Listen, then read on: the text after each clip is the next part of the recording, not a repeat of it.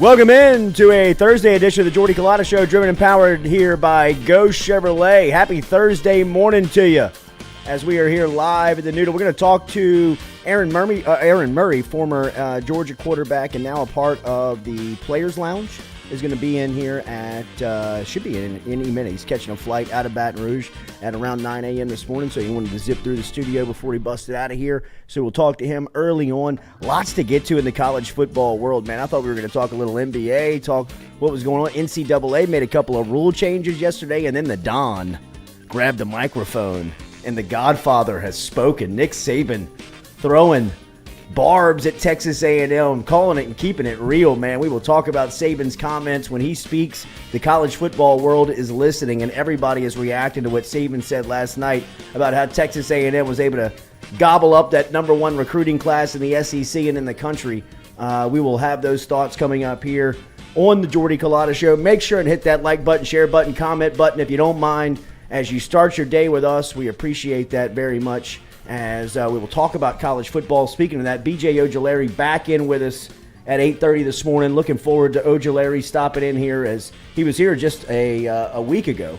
But we will talk to him about the new defense, and then the offseason obviously is in full swing now, and we'll talk to him about what's going on here with LSU football. But our guy just walked in, former quarterback Aaron Murray of the Georgia Bulldogs. From the Players Lounge. It's good to see my guy, bro. I'm sorry to throw you in on the spot here. I got a little swag bag for you here before you cut out of town. And I know you're in town doing a little work with the Players Lounge. We were on a call just a couple of nights ago. In fact, we handed away tickets to Florida State and LSU. My guy right here, most touchdown passes thrown in SEC history. That's a hell of a pickup line. If nothing else, it worked. I wish it would have worked for my wife, but she hates football. So I had to actually use some sort of game to get her, right. AKA my golden retriever puppy is what really brought us together. Oh, nice. Yeah, she wasn't really down for the. I've thrown the most touchdown passes. Yeah, I've thrown the most touchdowns. Yeah, man, I've thrown 121 touchdowns in SEC. She's like, I could care less, whatever. The best quarterback duel I believe I've ever seen in person was you and Mettenberger in Athens in 2013. That's one of the best college football games I can remember being at in person. But it's good to see you in person, man. I know this is the first time.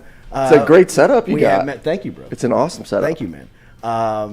Obviously podcasting kind of becoming the way of the world. You guys are in it over at the Players Lounge, but tell us what's going on. That was cool the other night to be a part of what you guys got going on over there. Yeah, we're super excited. So essentially what we did at Georgia, it was four of my former teammates, myself, Keith Marshall, Ty Fricks, Trent Fricks. We had help from guys like Champ Bailey and Todd Gurley as well. And what we did is we wanted to build a community. We wanted to tap into that network, create obviously an NIL opportunity for the players, to help them build their brand by getting to know the fans a little bit more. We football only can take you so far. Sure. We know this. I mean, I would say the majority of players don't make it to the NFL, and even if you do make it to the NFL, it's a very short career. At Georgia, we were able to tap into that network in Atlanta. Mm-hmm. We make calls like, hey, I'm done playing football. I need a job. I'm 27 years old. Like, I can't live on the money I made in the NFL forever. Like, right. You got to take that next step. And the connections that we felt like we made in college really helped us take that next step in the real world outside of football. So, anytime as a player, we always tell these kids, anytime that you can make that connection with a fan, with a business owner, that can pay dividends down the line. So, we wanted to bring that community together in a fun, interactive way. And we did that in the Web 3.0 world. Uh-huh. So essentially our NFTs give you access into this community to get to know the players. We've done golf tournaments. We've done tailgates. Obviously do podcasts. Any fun interactions we've done. I don't know if I can say this or not. Beer pong competitions with the fraternities and campus at Georgia. Stuff like that to just demonstrate the personalities of our players. Get the fans to know them a little bit more. One of the more impressive things is that you've talked about, obviously you are recognized as a former Georgia player. You're in that part of the world. You're working over there with former and current Georgia players. But down here at LSU in Baton Rouge, if you look at the player list that you guys have been able to work with, I mean, it's all the big dogs. It's all the big names. So, I mean, not only are you having an impact in Athens where your name is so well known, but, I mean, reaching out to other SEC towns and really hitting the big time. We'll have B.J. Ojulari come through here in an hour, and I mean, there's some pre-draft mocks that have him top 10, top 5 in selection. So.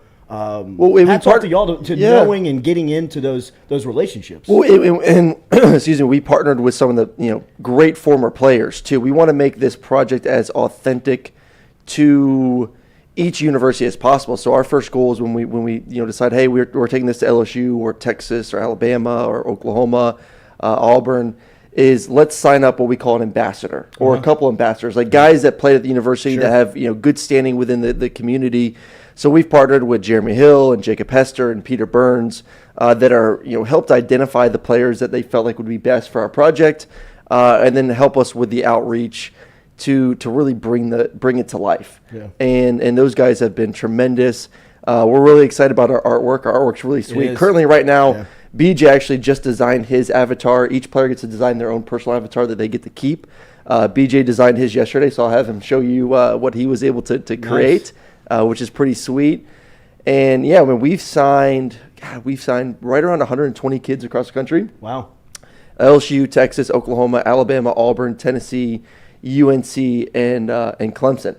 So it's a big world. So we're excited about it. I know you were in Baton Rouge last night, handling an event, answering some questions, meeting some people. How much is this a part of it? How much is traveling, getting out, meeting people, and touching these college towns where you've got an influence now? I would say education's the biggest part of this whole thing. I mean, it's a new world. This whole Web 3.0, this NFTs, and last night we were talking with the IFC, so essentially the leaders of Greek life on campus, and one of the guys is like, well, NFTs nowadays they're getting kind of a bad rap because there are a lot of pump and dumps where these people bring out NFTs and then they really don't deliver on their promise of what we call utility. Then they just pull the rug, they get all this money, and they disappear. Yeah. And that's not us. Like I said, we've proven our utility at the University of Georgia. We plan to prove our utility at all these universities. That's why we're having these meetings with these groups and saying, hey, what do you want? We have these players. How can we deliver on utility? So, go back to Georgia once again. We've had a golf tournament, a tailgate, a party all around G-Day, which was awesome. We had over 500 people attend those events, 500 cardholder members. We've done every week. We do 3 nights a week where we do on our Discord chat. We have over 8,000 people, 7,500 people on our Discord. Sunday, Monday, Wednesday, 45 of our players at Georgia jump on Discord for 30 minutes. Wow. Our fans get to chat with them, ask questions, interact with them, get to know them, talk about the NBA playoffs, talk about whatever Netflix show they're watching. We're finalizing a tailgate leading up to the Georgia versus Oregon game in Atlanta. So we are a company that will deliver on our promises, on our utility. We've proven it, we've done it, and we're excited to do it at these other universities as well. So it's a lot of it is the education piece of kind of teaching these fans that, hey, all it is a digital ticket.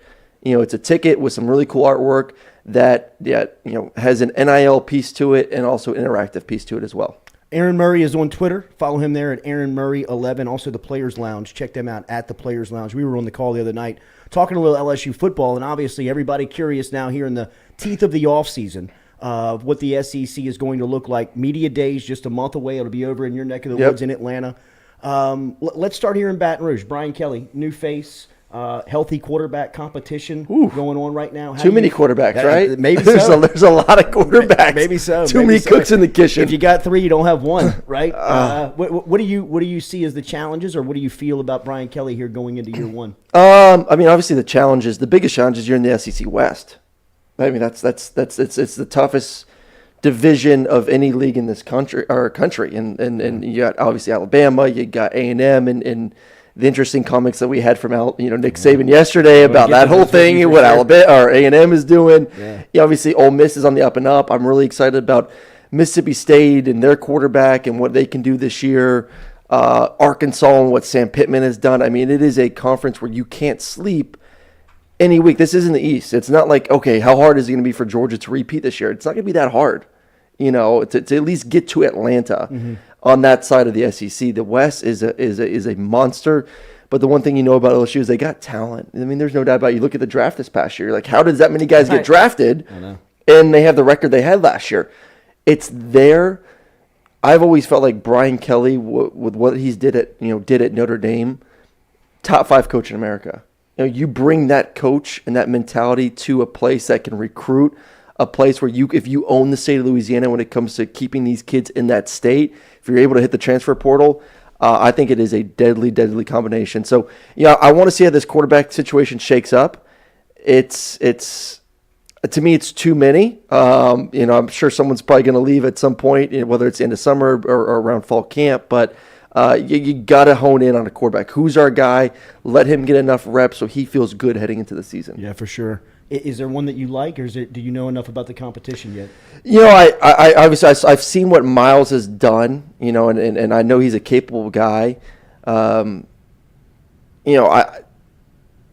I like him a lot. I think he's a senior leader. He's a guy that is well respected. He's a guy that can make all the throws.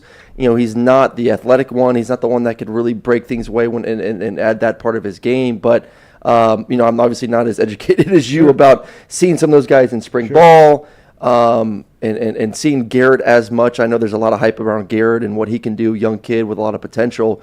There is a security, though, when a new coach comes in, having a leader on the team that can be your voice as you build the program. May not be the future, but at least can get you through year one.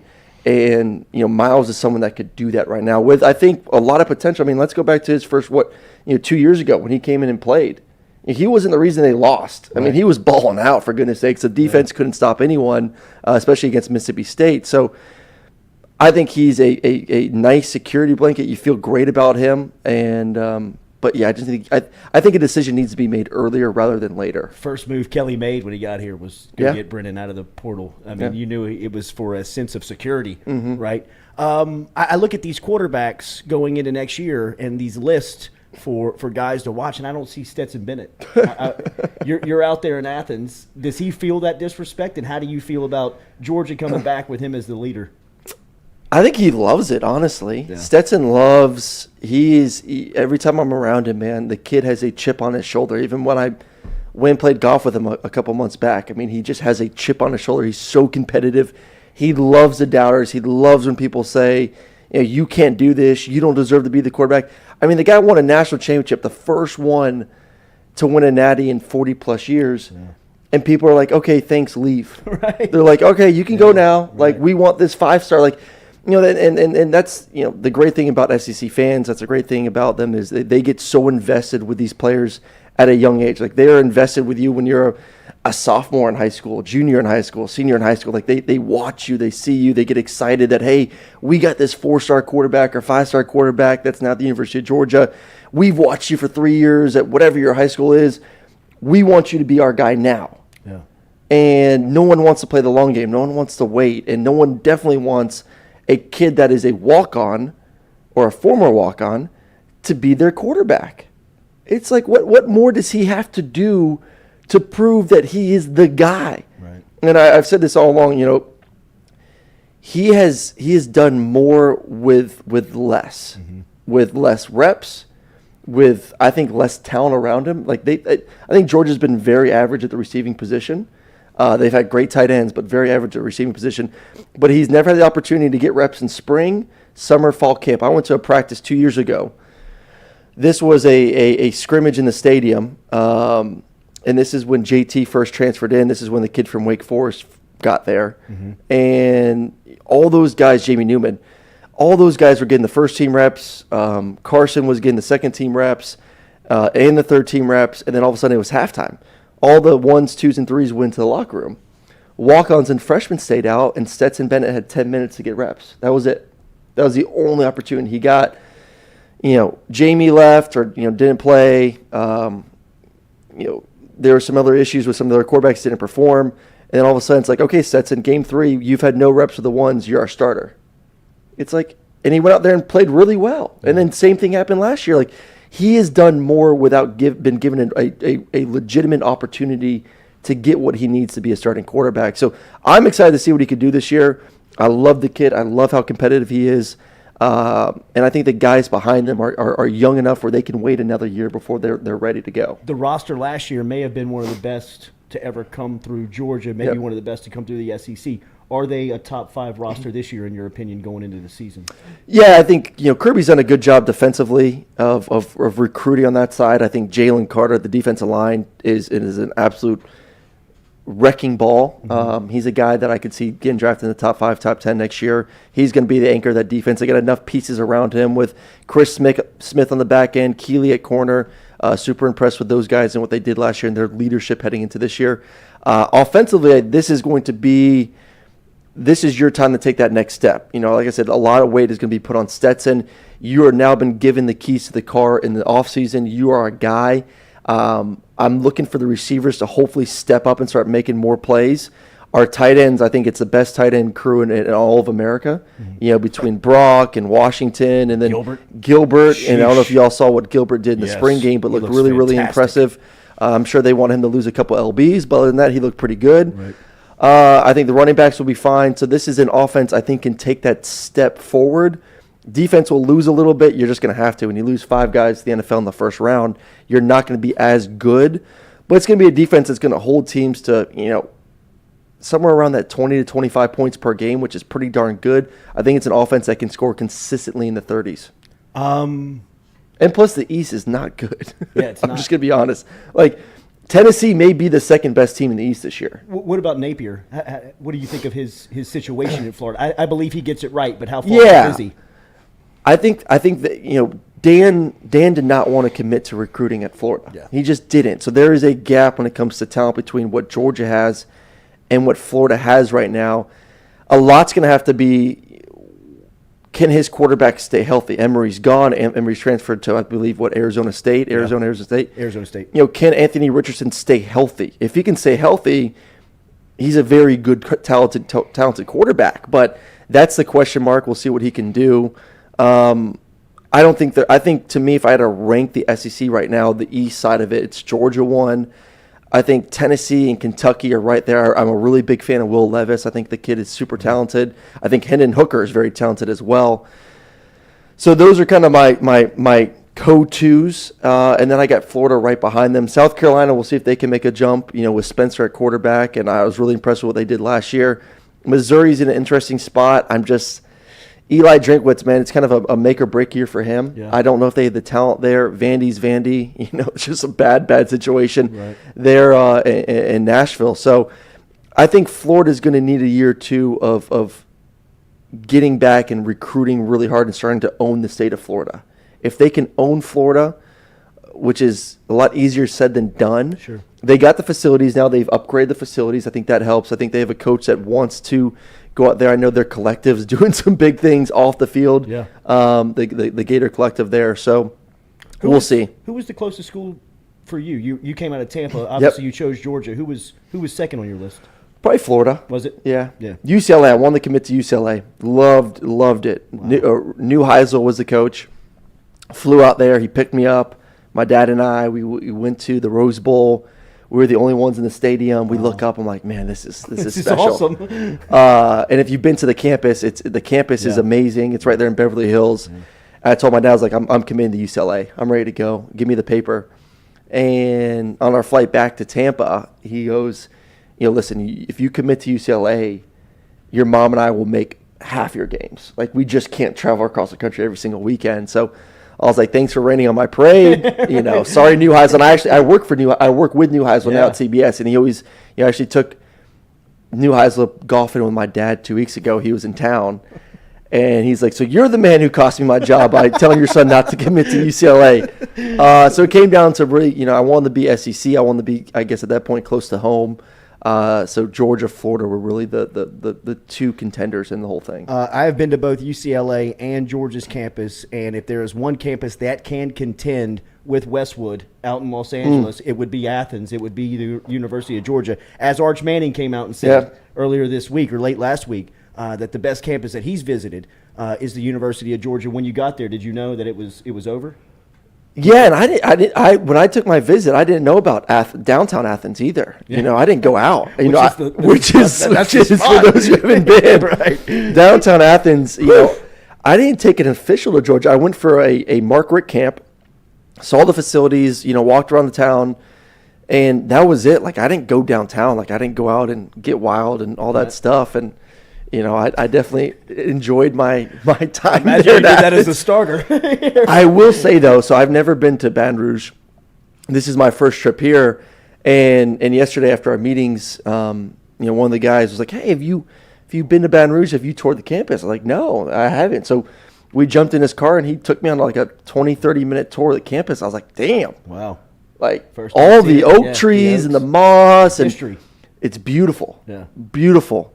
And it's very flat. I mean, it's a very walkable campus. You go try to walk Athens, you'll be sweating your butt off because it's so damn hilly. So, no, I loved it here. But, yeah, it is tough to beat.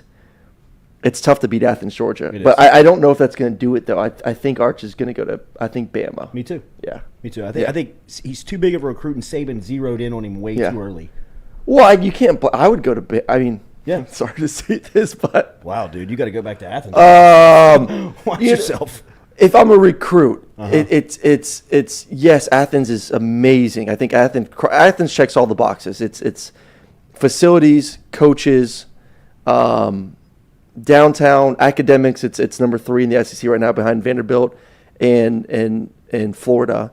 The one thing that Alabama has compared to Georgia right now is they have put quarterbacks in the NFL. Yeah. That's why. Right. That's the difference. I mean, if Arch's goal is to win a championship and go to the NFL and possibly win a Heisman, Georgia hasn't done that yet from a quarterback's perspective. Yeah.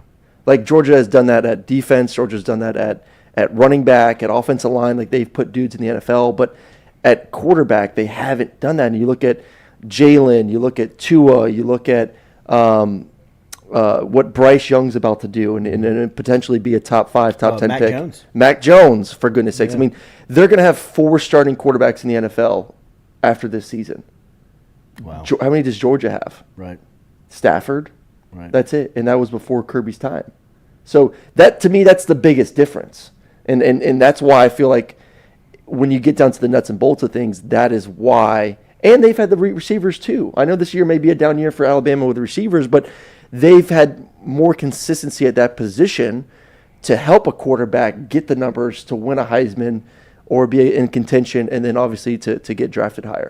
Nick Saban last night at among a local business banquet in Birmingham was quoted in saying, I mean, we were second in recruiting last year. A&M was first, but A&M bought every player on the team, made a deal for name, image, and likeness. We didn't buy one player, all right? But I don't know if we're going to be able to sustain this into the future because more and more people are doing it. It's tough. Whew. What do you think he meant by making those public comments? He knew when he said that last night it was going to be wildfire. It was wildfire, man. It was similar to like SEC Media Days last year when he came out and said Bryce was making seven figures. So, he always knows how to say it and say it at the right time. I think it's gotten, to me, the whole thing is crazy at the moment. Just too out of control. It's too out of control.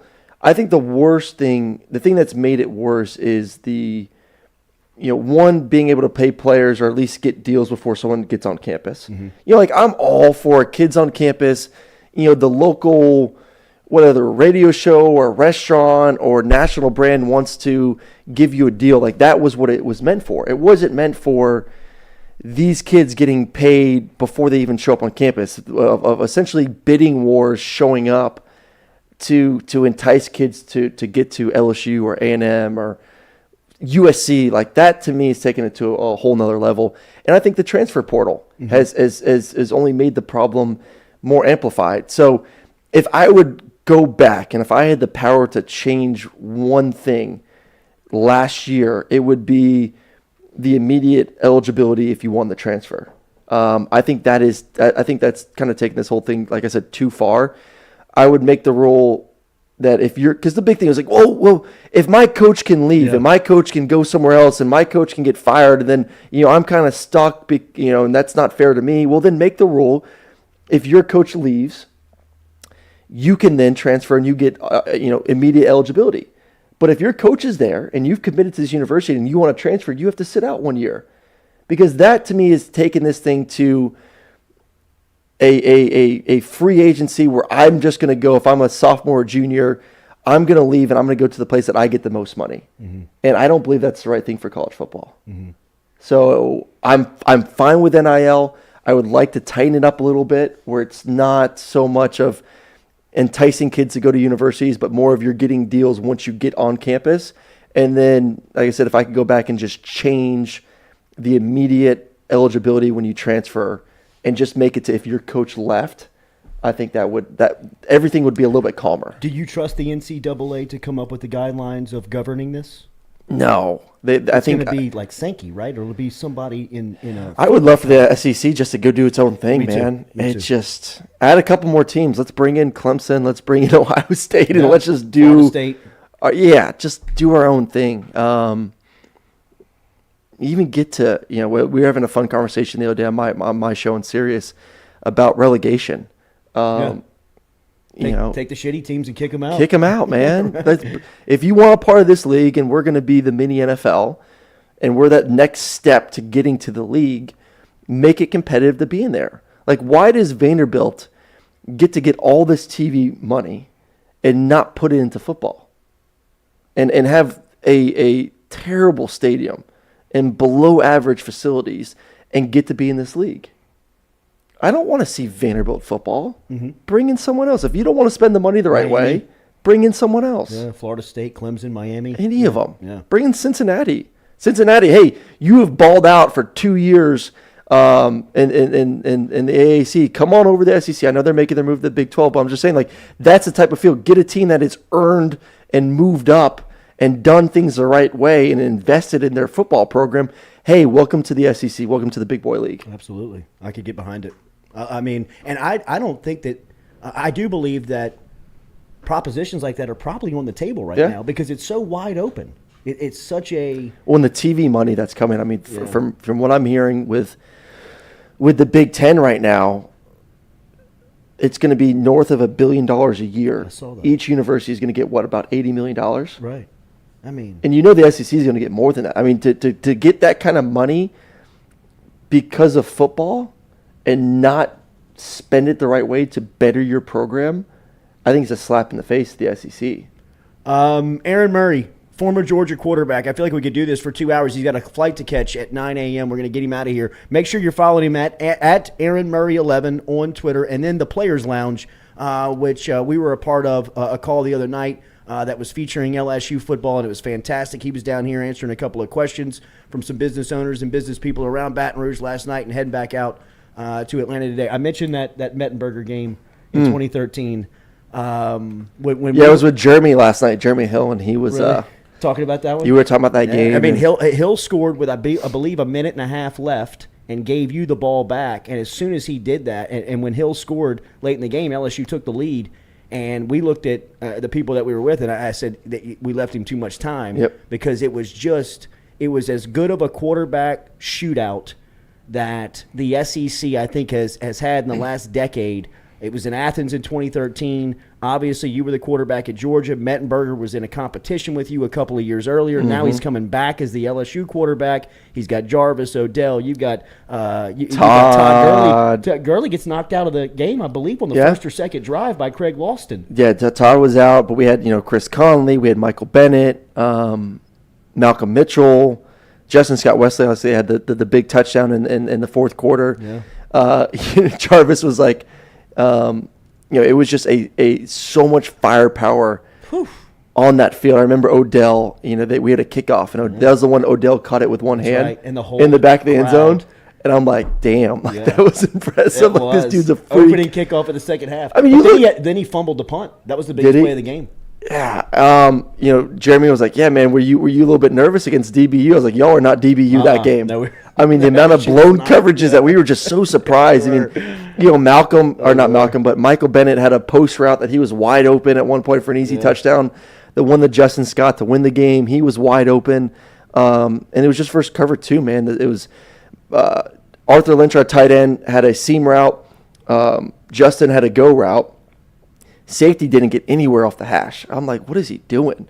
You would think the Mike linebacker would run with Arthur a little bit to make it more of an up and down throw for me, but safety stood on the hash. Corner obviously played cloud coverage, and Justin was wide open. I was like, man, this is too easy to be true. This is like a just pitch and catch, easiest game-winning touchdown of my life. And but man, it was an awesome game, and probably the most fun I've ever had in Sanford was that game. I imagine so. The crazy part was, and I always tell people this. Did you get carried off that day? No, I didn't get carried off. But there was a lot of celebration. There was a lot. So we were in the locker room. I mean, we're going crazy. We're celebrating. We're throwing Gatorade bottles everywhere. And Bobo came down because Bobo's up in the booth, our offensive coordinator.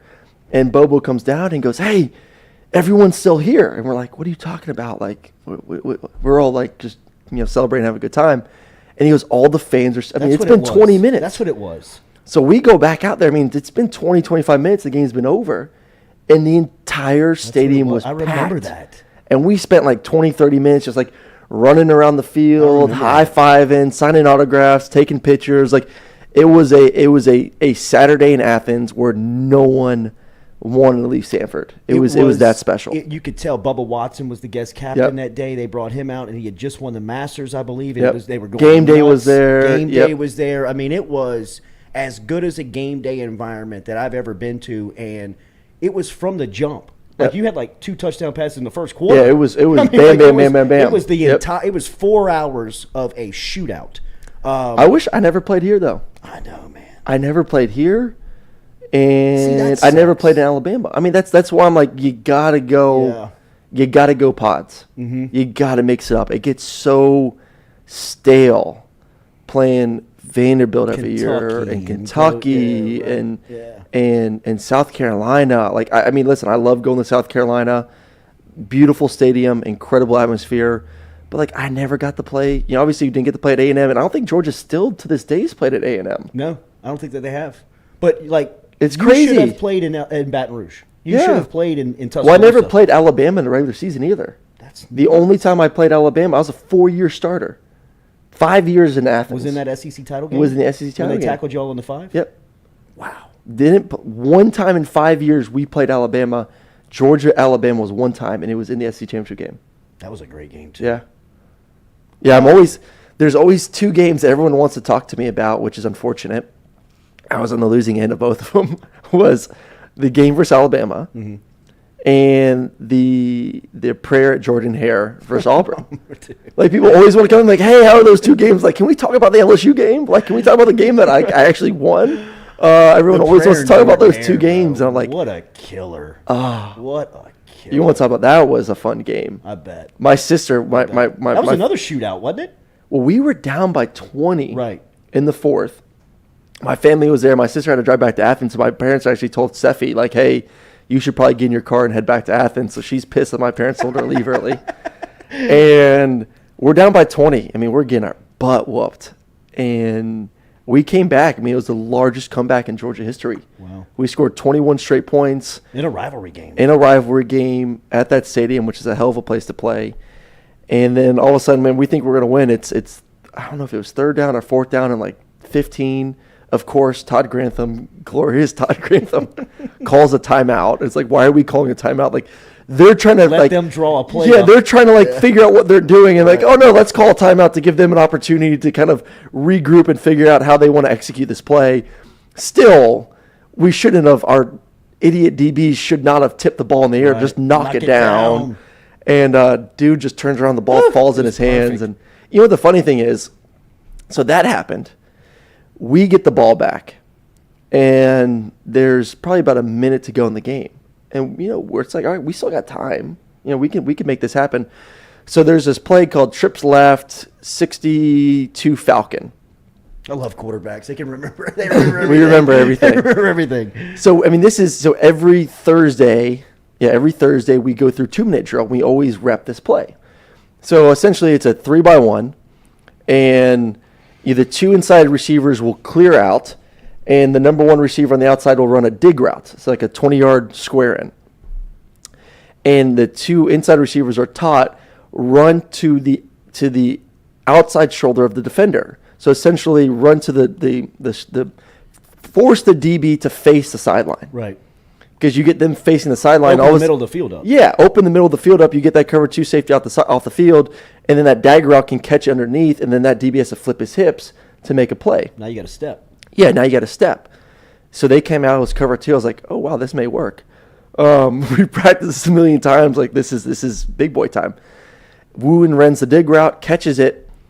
The The only player left on the field, this is about to be a 70-yard touchdown. Wow. The safety made the tackle. You watch the film, our tight end ran through the inside shoulder. DB's hips were squared to the field. He saw the catch, made the tackle. He was the only player left. Wow. And you want to talk about details? Sure. Absolutely. Our guy runs through the outside shoulder. He's facing that way. Woon catches it underneath him. There's no one left. We may have a 70-yard touchdown to win the game right afterwards. Wow. Did you see that in film? We saw it in film. That's incredible. Details. All about details, man. Aaron Murray, incredible storyteller, has a great show on Sirius XM. As we say, follow him on Twitter at Aaron Murray 11. Got it going on with the Players Lounge too right now. While I got you, Kirby Smart. Obviously now he can walk on water in Athens. He's got the national championship. But up until that point, what was it? Was it starting to get a little hot for him? No. I think making it to the Natty, as early as he did, you could see the momentum and everything heading in the right direction. I would have been a little bit worried if they did not get through this whole Alabama curse last year and they didn't win the national championship. Of like, okay, if you don't do it then, and he's young. Mm-hmm.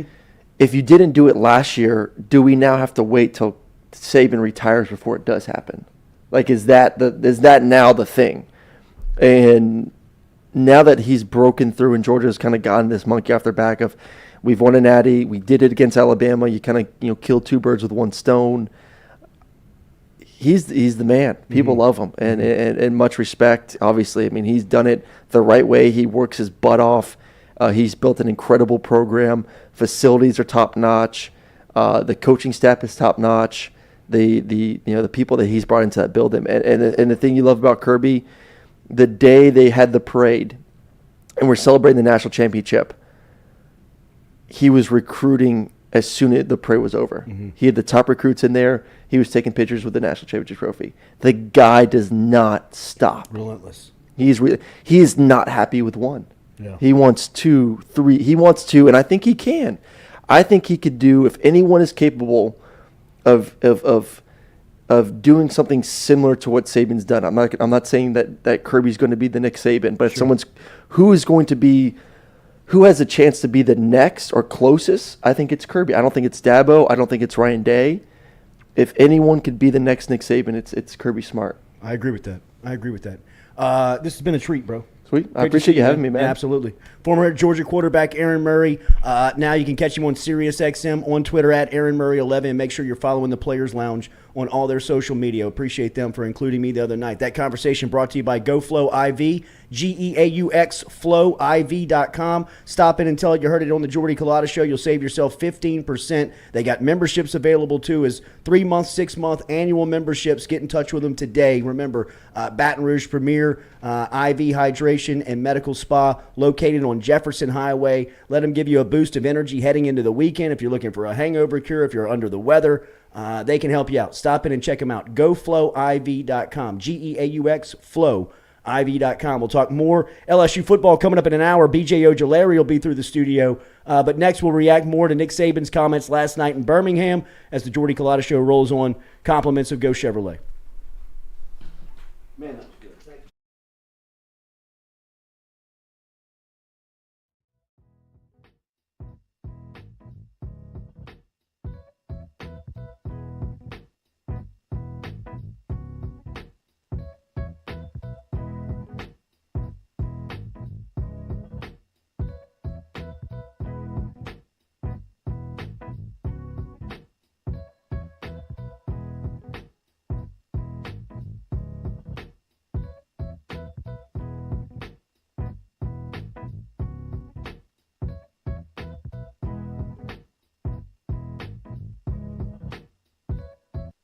Southern Eye Center is located at 6859 Jefferson Highway right here in Baton Rouge, has been serving your eyes for over 40 years in the capital region. They offer friendly service in a helpful environment with the highest level of personal care to manage your eye health and vision needs. If you want more information, log online to southerneyecenters.com.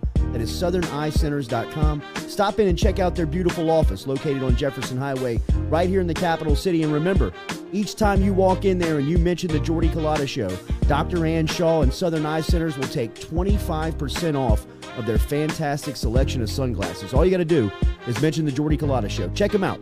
SouthernEyecenters.com and located at 6859 Jefferson Highway.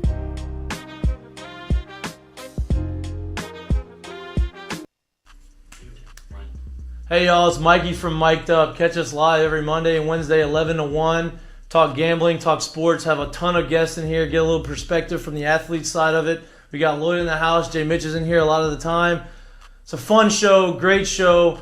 Please like, subscribe, share with your friends. If you don't like it, it's fine. Make fun of us, it's okay. Just get us out there, share us out there. We're having fun, we want to share our fun with you. Like I said, Mic'd Up, brought to you by Sterling Automotive. Every Monday through Wednesday, 11 to 1. Catch us live on YouTube, baby. See y'all.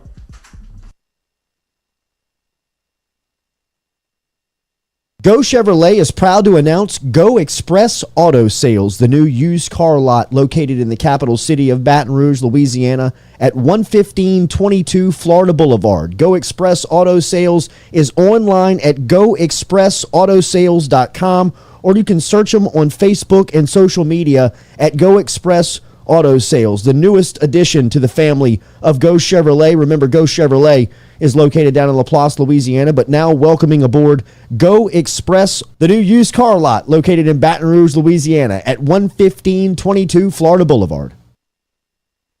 Do you have questions about your finances? Are you looking for recommendations from a skilled financial advisor? Get in touch with our friend Daniel Newman over at Edward Jones. You can find him easily by logging online and shooting him an email at daniel.newman@edwardjones.com. That is daniel.newman@edwardjones.com. Whether it is help with your 401k or just fiscal advice heading into the new season, get in touch with Daniel today.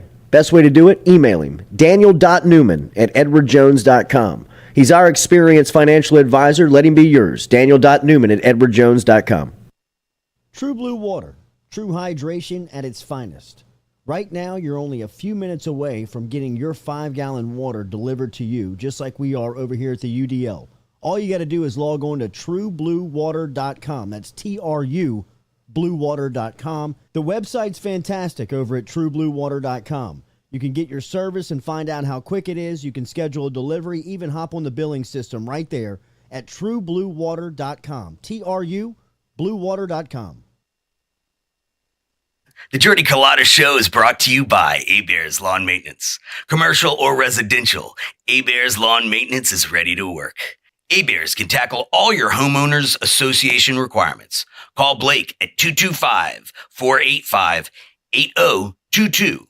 A-Bears Lawn Maintenance.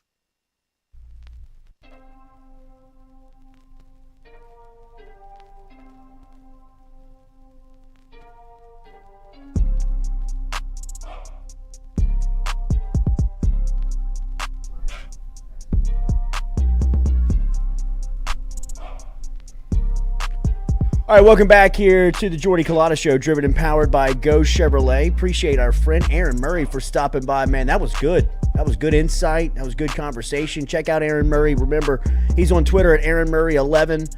He's also a part of the Players Lounge that you can follow on social media to keep up with all of what's coming out of over at the Players Lounge. Like I said, we were a part of an LSU call the other night with Peter Burns, and Aaron Murray was on that call. Mr. SEC was there, and we were talking and answering some questions about LSU football for about 30 minutes on Twitter Squares the other night, a part of the Players Lounge. So appreciate them including me on Wednesday, and thanks for Aaron Murray stopping by here on his way out of Baton Rouge back to Atlanta here on this Thursday morning. Anybody remember that 2013 game? Noah, were you too young to I was 11. Like, I remember that time period. You do? But I just went and rewatched it while he was talking about it.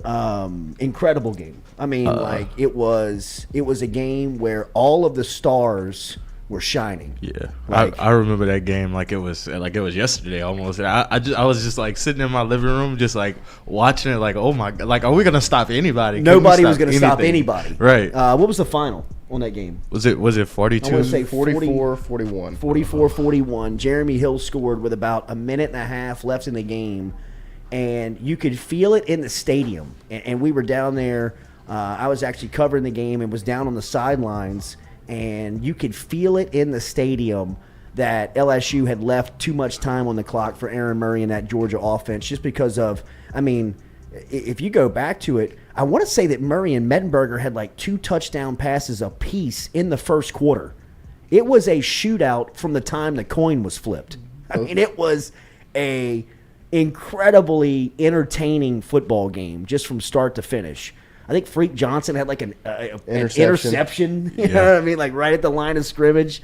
Cadron Boone had a long touchdown catch after that. It was just an incredible. That was the game too. And as Murray just remarked about it, Odell Beckham, for the first time, you saw him catch the kickoff with one hand, and I bet you could find it on YouTube, Stewie, if you search Beckham Georgia 2013 one-handed catch kickoff, and at the start of the second half, Beckham is back deep, awaiting the Georgia kickoff, and the Georgia place kicker kicks it through the back of the end zone, and Beckham is under the goalpost, and in one fluid motion catches the ball with one hand, and I'm telling you, down on the field, you heard 100,000 people gasp.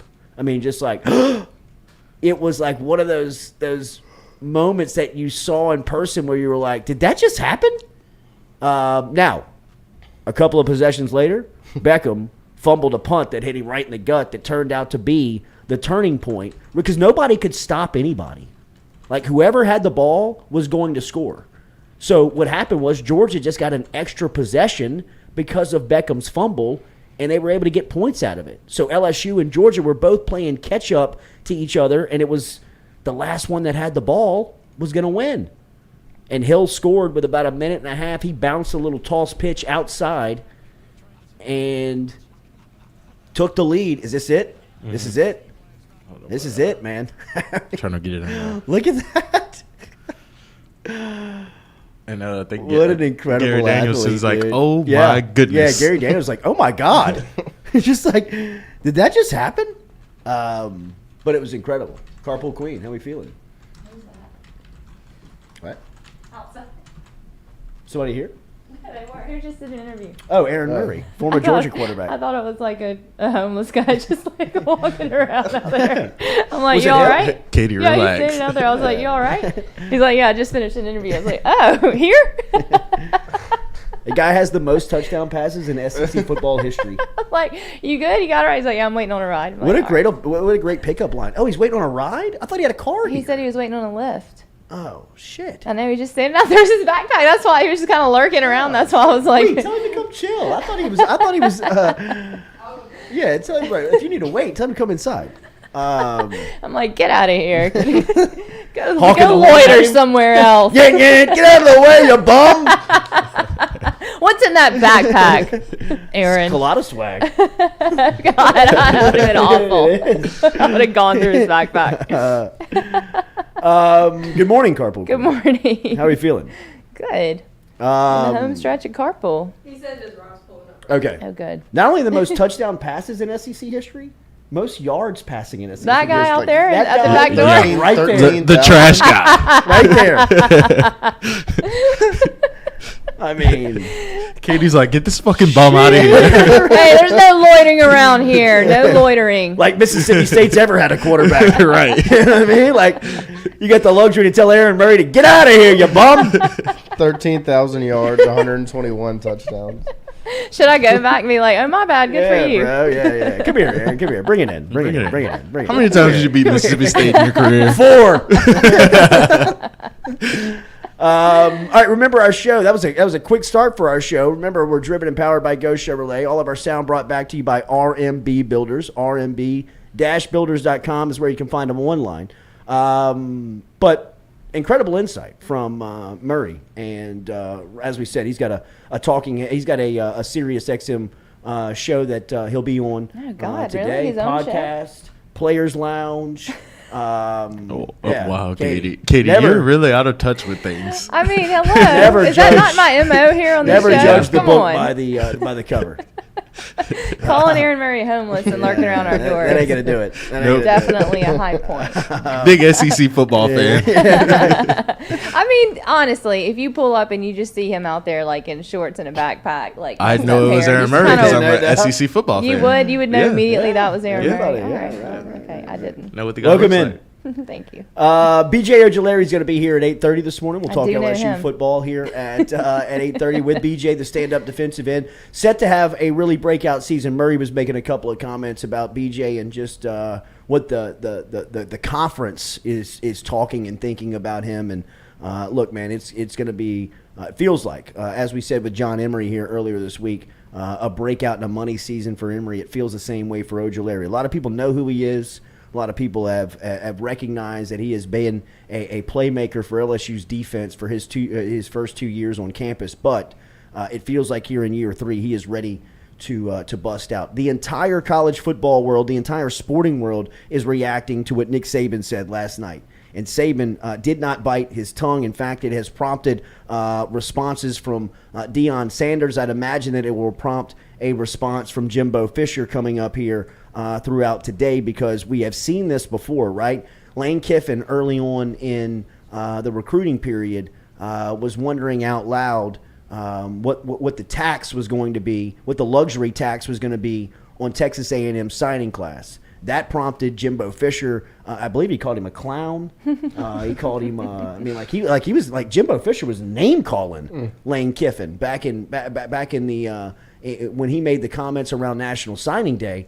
But now the Don, the Godfather, has spoken. And Nick Saban last night. And look, we've seen Saban over the last couple of days become very. He has talked a lot about this name, image, and likeness. He's talked about the state of college football. He has talked routinely about how unsustainable he believes this model is. He made a comment earlier this week that he wanted parity back in the game. I wonder, when parity was in college football, though. And Saban has at least, though, gone out and made a stance. Like he is, you're not guessing where he is on this subject. And like in all things, there is some type of benefit for Alabama football and Nick Saban somewhere soaked in to these rants, somewhere soaked into what he is coming out and saying.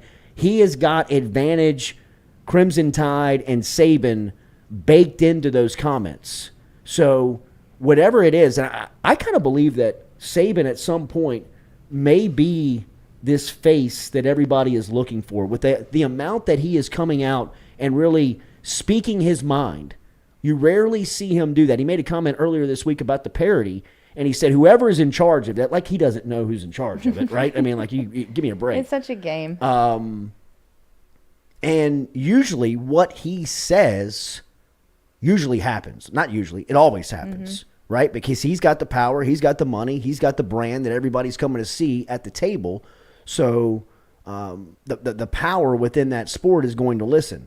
Saban said last night, and this is at a local business leader banquet in Birmingham. He was he was on a panel, just kind of sitting like in a director's chair up on a stage, holding a microphone, answering some questions. It kind of looked like what was the Tiger Tour, what we were talking about with Cody Worsham. Matt McMahon had a chance to do it alongside Brian Kelly, where you just travel the state and you answer questions from boosters and supporters of the program. Saban was asked about NIL, and Saban said, we were second recruiting last year. A&M was first. A&M bought every player on their team, made a deal for name, image, and likeness. We didn't buy one player, all right? Okay. All right, Nikki. But I don't know if we're going to be able to sustain that in the future because more and more people are doing it. It's tough. Saban wasn't the first coach to call out the Aggies by name, if you remember. We're talking about this. Ole Miss, Lane Kiffin, said Texas A&M was going to incur luxury tax on how much they paid for their signing class. Jimbo came out. Did you catch the names that Jimbo called Lane? I know that he called him. Lane came out and was like, and one coach is calling me a clown for talking about this, but they're paying all these players. So that prompted a response from A&M coach Jimbo Fisher, a former Saban assistant, during his signing day news conference. The following day, he said that coaches spreading rumors about deals promised to recruits were clown acts and irresponsible as hell. Well, now you got the big dog barking at you, Jimbo. Saban said you paid for every player in the class, and that seems to be what's happening over in College Station. Saban went on to say if the NCAA doesn't get some protection from litigation, whether we got to get an antitrust or whatever it is from a federal government standpoint, this is not going to change because they cannot enforce the rules. Just like Alabama head coach Nate Oates, basketball head coach, said, we have a rule right now that says you cannot use name, image, and likeness to entice players to come to your school. Hell, read about it in the paper. I mean, Jackson State paid a guy $1 million last year that was a really good Division I player to come to their school. It was in the paper, and they bragged about it. Nobody did anything about it. I mean, these guys at Miami that are going to play basketball are out there telling everybody they're getting $400,000. It's in the newspaper. The guy's telling you what he's doing. The Jackson State player Saban was referring to, of course, is the number one player in the country last year, five-star prospect Travis Hunter, who flipped his commitment on signing day from Florida State to Jackson State, the HBCU program that was able to capitalize on the number one player in the country and Deion Sanders as their head coach. Sanders last night was typing away on his social media as Sanders sent out on Twitter late last night, "You best believe I will address that lie Coach Saban told tomorrow as I was awakened by my son, Shadir Sanders, that sent me the article stating that we paid for Travis Hunter $1 million to play at Jackson State. We as people don't have to pay our people to play with our people," is what Sanders said. We don't believe that Travis Hunter is in Jackson with it for free of charge, right? I also don't believe that Nick Saban didn't extend any money to his recruiting class. One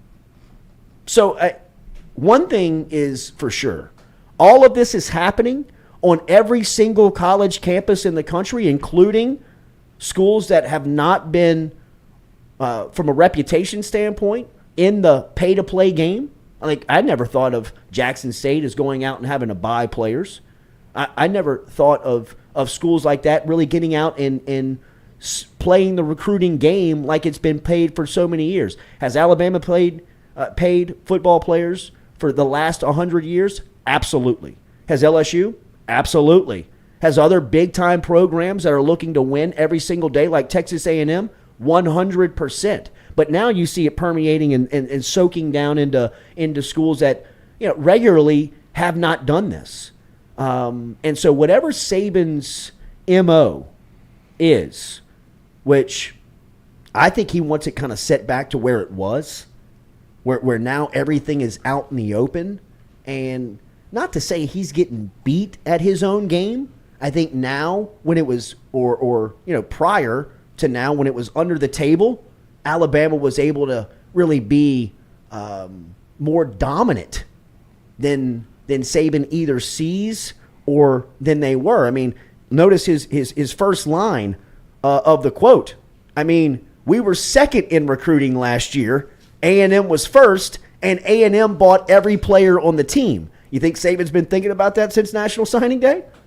You think that's something that's kind of crawled on him? You think that's something that kind of picks at him a little bit? So where he feels like he's in a comfortable room. He's in Birmingham. He's around a lot of faces that he's seen before. Now, I'm not naive enough to think that Nick Saban doesn't believe if he opens his mouth about college football, in particular about another school in the league paying players, that it's not going to be like wildfire. I think he expected to wake up or at least go to sleep last night with the media buzz that was circling around him and his program. That was very calculated, yes, I would imagine. He's 100% manipulating those boosters to get with it.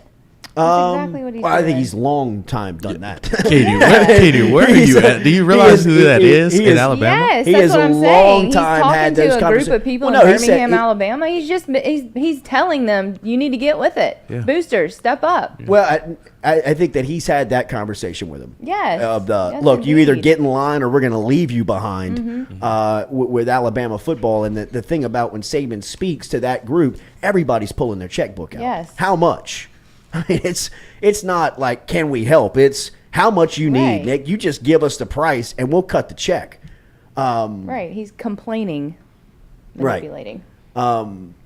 So it is just it is going to be wild to see just some of the reaction that it causes today. Deion Sanders obviously is going to come out and have something to say about it today. And remember, Deion and Saban, they're friendly. They do the Aflac commercials together. You know what I mean? right, Like they've made some stops together.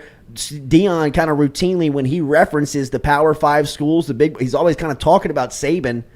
You know what I mean? There was that press junk at that time where somebody called him Dion, yeah. or somebody called him. I think they might have called him Prime, or something somebody like that. called Like him Prime, Somebody did. and he stood up and said, Shut "I down bet the y'all whole don't thing. call Nick Saban Nick.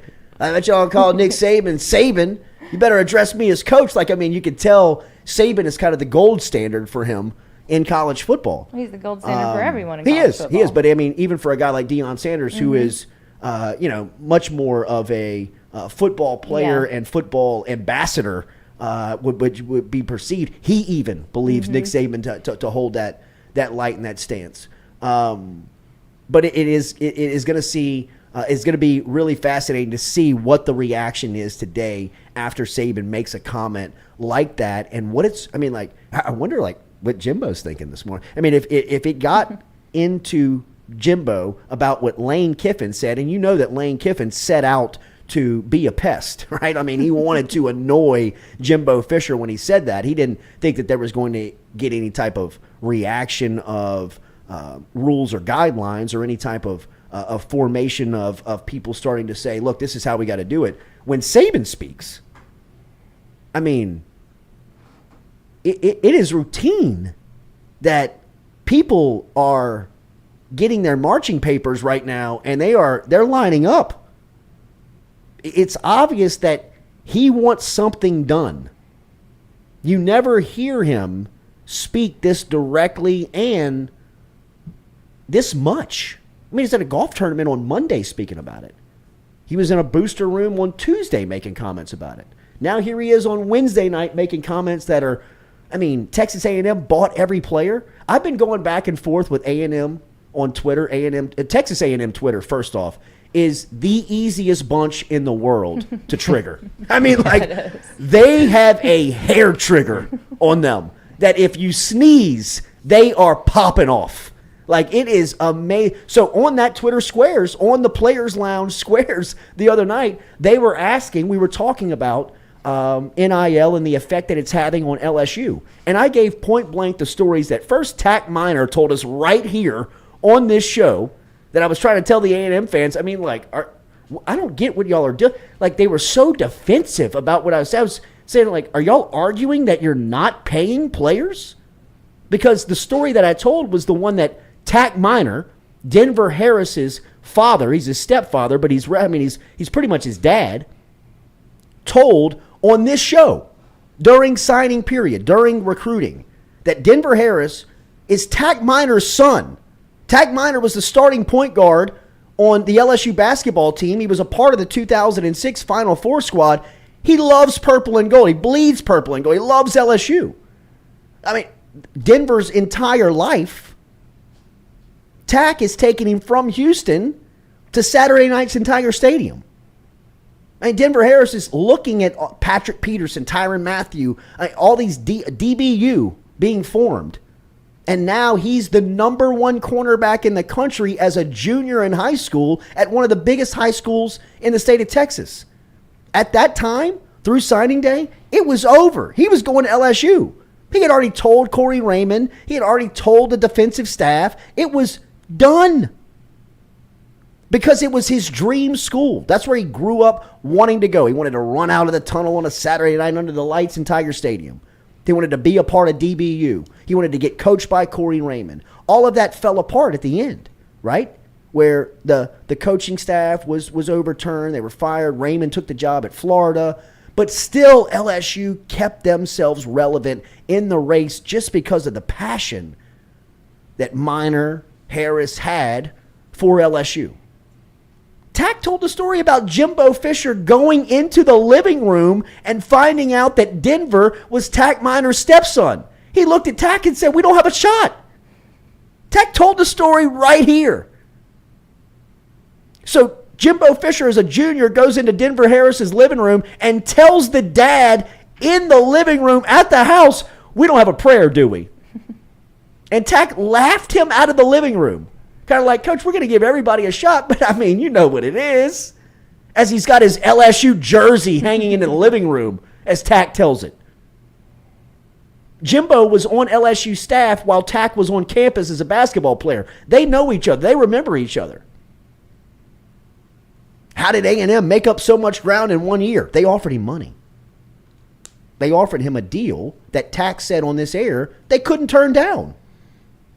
And to all the A&M fans out there that I've been trying to type away on Twitter, and it's kind of been fun to get on Twitter and go back and forth and fall into these just black holes of miserable fans that cannot see the forest through the trees of, hey man, nobody's coming out and dumping on you. But that's the fact. Y'all overpaid for Jacoby Matthews to get him out of Louisiana as a 5-star safety, and you overpaid for Denver Harris to make sure that he wasn't going anywhere else. For my point of view, you understood the assignment, Texas A&M. You were prepared for the project. When it was open and legal to pay players, you did it better than anybody. You also did it at a more expensive rate than anybody, and it's okay. That's what I've been trying to tell y'all for the last 2 nights. What are you arguing with me? That y'all are not paying players? Who was the dad you talked to? Tack Minor. Who else did you talk to? Jacoby Matthews Sr. How much was it? I don't have an exact, but it was a lot of money. You don't have the receipts. You're lying.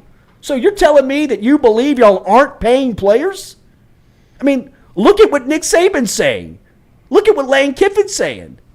Like, wake up and just win, A&M. Now is the time to forget all the excuses. Forget all the BS. Forget all the people on the outside that are telling you that you're cheating the system. Because you're not. You're playing right within the rules of what's happening now in college football, and you've done it better than anybody. You've got 5 stars from all corners of the country that are just saying to themselves, we want to go to College Station, Texas. Right? No. They're being paid to come to school there to perform on the football team. Now's the time to perform. Now's the time to win. Now's the time that you pull into Tuscaloosa with as many guns as Saban's got. This is what you hired him for. This is why Jimbo is in College Station, to bring a championship to Texas A&M for the first time since the 30s, however long it's been. I got no idea. But I know it hadn't been since I've been following you. 40 years, 35 years. So, I mean, A&M Twitter is, first off, so fragile and sensitive and so fun to fuck with because it's just so easy. I mean, like, listen to some of these names. Some of these names, these Texas A&M fans are just like Coach T, Big Coach T, R.K. Williamson, D. Reed, Con Lee. I mean, just like all of these. And like you go to their Twitter profiles and it's just A&M, 12th man, gag 'em, gig 'em, whatever it is, bro. Whatever y'all do. It's not gag 'em. I mean, I was hitting them with the hashtag gag 'em. I mean, I was hitting them all with the hashtag gag. We weren't asking for your sexual preference, Jordy. Well, I'm not giving you my sexual preference. I'm talking about your football program. I mean, it's consistently gagging on the footballs. But now you got 4 and 5 stars at every position. There's no excuse. It's now time to win. Show the receipts. We don't have to. You're not getting defensive tackles out of South Florida to fly to College Station for 3 years of college if you ain't paying him. Jacoby Matthews ain't leaving Ponchatoula, where he's wanted to go to LSU his whole life, if you don't put a deal on the table that his parents and the kid can't turn down. That's just the facts. Hey, congratulations. I am not criticizing you, but that's how you're getting them. And it may not last too long, and maybe they come down and they ban collectives. But in the short term, you were ready for the assignment, you understood the project, and you aced it. You crushed it. Now the hardest part that you've really shown for your program to do is get on the field and execute. You got all the players. Y'all are great during talking season. Y'all are fantastic during recruiting season. Y'all just suck in the fall when everybody's counting wins and losses. No more excuses. No more what ifs. You got the players. You got the program that you thought you were getting when Jimbo Fisher was hired. Now it's time to perform. I mean, it's plain and simple. Nobody's criticizing A&M for paying players. You're doing it. You're doing it better than everybody. You're also doing it at a higher rate than anybody because your pockets are deeper than a lot of people. So don't run from it. What was I talking about to get to Texas A&M Twitter? Jeez, Nick Saban. Nick Saban. The Don, the Godfather. Even he recognizes that Jimbo's cheating. Not cheating, but that he's doing it this way. You know, and it's obviously pissing Saban off. He don't like finishing second. Just like he went and took Jermaine Burton off of Georgia's staff, off of Georgia's wide receiver room. I mean, if the rules start to kind of shift in what he wants, I'm sure he'll be knocking on Texas A&M's locker room door for players here in a year. But, Texas A&M Twitter, please continue to jump in my mentions. Nothing like a good relief med and a late night Texas A&M Twitter just barrage. just set up shop on Twitter on Texas A&M and just laughing at these guys. Good Lord, look at these people.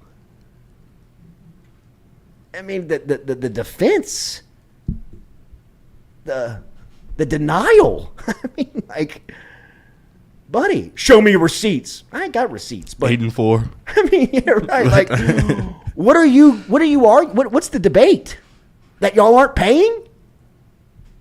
Everybody in the free-speaking college football world is the biggest voice in the game said y'all paid for every player. Yeah. Daily, we're brought to you by Edward Jones. Remember Edward Jones, Daniel.Newman at edwardjones.com.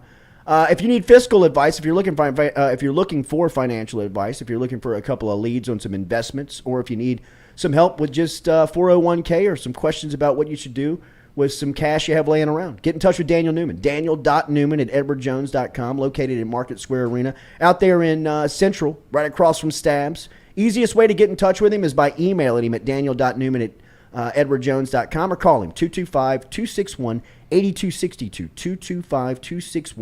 225-261-8262 is a convenient number to get in touch with Daniel Newman. Hit that like button, share button, comment button. Remember, we're live on Twitter, too. If you can't get to us on YouTube, we are live over on Twitter as well, at Jordy Culotta Show, to keep up with everything that's going on here. We'll be back with more of the Jordy Culotta Show, driven and powered by Go Chevrolet. Can you lower that light? It's messing with the video.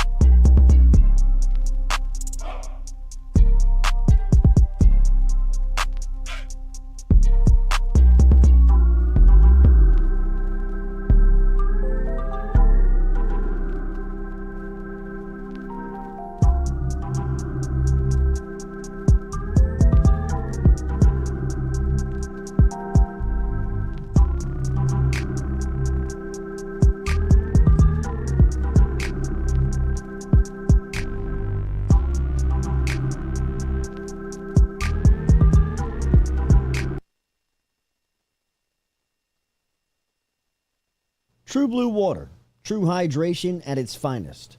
Right now, you're only a few minutes away from getting your 5-gallon water delivered to you, just like we are over here at the UDL. All you got to do is log on to truebluewater.com. That's TRU, bluewater.com. The website's fantastic over at truebluewater.com. You can get your service and find out how quick it is. You can schedule a delivery, even hop on the billing system right there at truebluewater.com. TRU, bluewater.com. The Jordy Culotta Show is brought to you by Bears Lawn Maintenance. Commercial or residential, Bears Lawn Maintenance is ready to work. Bears can tackle all your homeowners association requirements. Call Blake at 225-485-8022. Bears Lawn Maintenance. Do you have questions about your finances? Are you looking for recommendations from a skilled financial advisor? Get in touch with our friend Daniel Newman over at Edward Jones. You can find him easily by logging online and shooting him an email at daniel.newman@edwardjones.com. That is daniel.newman@edwardjones.com. Whether it is help with your 401k or just fiscal advice heading into the new season, get in touch with Daniel today. Best way to do it? Email him, daniel.newman@edwardjones.com. He's our experienced financial advisor. Let him be yours, daniel.newman@edwardjones.com. I remember going to the Tennessee camp. Oh, this is a great story. And I had locked everybody up. Yeah. Like, literally, I was licking my chops, and I'm like, yo, Jarvis and Ojulari were there, right? everybody was there. Like, Yeah. I'm like, all y'all get in line. Like, everybody, come on. I'm going to go I'm getting back in line. I'm going to go rep after rep. And then it really kind of turned into a show where none of the Right. DBs wanted to go. Yeah. None of the receivers wanted to go. It was literally, then it turned to me and Jarvis. Right. Just one-on-one. You know what I mean? So, Go Chevrolet is proud to announce Go Express Auto Sales, the new used car lot located in the capital city of Baton Rouge, Louisiana, at 11522 Florida Boulevard. Go Express Auto Sales is online at goexpressautosales.com, or you can search them on Facebook and social media at Go Express Auto Sales, the newest addition to the family of Go Chevrolet. Remember, Go Chevrolet is located down in Laplace, Louisiana, but now welcoming aboard Go Express, the new used car lot located in Baton Rouge, Louisiana at 11522 Florida Boulevard.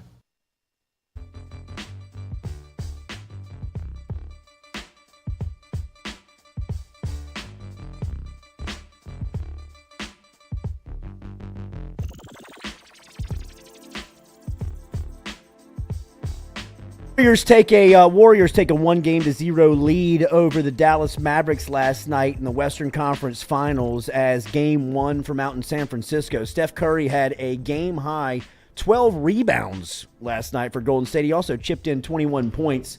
Luka was struggling last night. Golden State held him in check as the Warriors won the game 112-87. Luka Doncic had 20 points, but just 6 of 18 from the field. He was also 3 of 10 from behind the three-point line. They were doubling him when the ball was crossing half court. They had Wiggins was guarding him, and then they would run Jordan Poole at him, which would either give him would get the ball out of his hands, or it would force him into an uncomfortable spot. It was a really good defensive plan, I thought, last night from Golden State in Game 1. And then the ancillary parts for Dallas were not performing like we saw them performed down the stretch in those last two games versus Phoenix. Jalen Brunson had 14 points. He missed 5 of his three-pointers last night for Dallas. So Golden State with a pretty demanding Game 1 win last night over Dallas, 112-87. As tonight, back to the Eastern Conference side where Miami holds a game lead there versus Boston. Look, Boston was playing without Al Horford, who was put into the NBA safety and protocol. I guess he's got COVID. Before the game, and then Marcus Smart, Defensive Player of the Year, was ruled out of Game 1 as well. Now the Heat are looking to get Kyle Lowry back into the lineup, and Lowry has been dealing with a hamstring issue. So hopefully at some point you can see both these teams at full speed in full strength on the Eastern side. It feels like Miami's the better team. I mean, not just because they won game one, but it felt like they took a Boston punch early on and were able to kind of weather it and come back and overcome Boston in game one. Yeah, I mean, it's the mentality they have. They follow their leader. And Jimmy Butler's not, he's not going to 41. He's not going to take a punch and not hit back. So, I mean, he took the literally punch, scores 41, and, I mean, he's going to let you know about it. And so they all kind of followed him, and they played with a little extra energy. Did you read Windhorse's piece? Brian Windhorse over at ESPN.com talked and wrote a lengthy piece on Jimmy Butler and the Miami Heat on just how dysfunctional it was at one point. I mean, Eric Spoelstra, there's a lot of kind of background evidence on Eric Spoelstra in that article. And I think Spoelstra probably right now is probably the best coach in the league. They're the best developing program in the NBA. I mean, for a while it took Spo a while for him to get the credit that he deserved as an NBA coach. But I believe now everywhere I listen or anybody that I put stock in from an NBA standpoint, all respect Spoelstra at like a elite level. Like, I mean, they talk about him in the same vein as they talk about Popovich, as far as being able to create a game plan and just coach within the game. And one of the things that they say about Spoelstra that is very that gives him an advantage of other coaches is that he is always cool. Like, he's always calm. He's always kind of staying even, no matter how high the game gets or how low the game gets. Spo usually always kind of keeps on the same RPMs. And there is a there is a site from earlier this year where Jimmy Butler brings Spoelstra off of the sideline, and Spoelstra is like talking to him, and you can read his lips, and he's like, "What the fuck is your problem? Like, what are you doing?" I mean, he is MFing him in the middle of an NBA court as much as you'll ever see a head coach MF a superstar in public.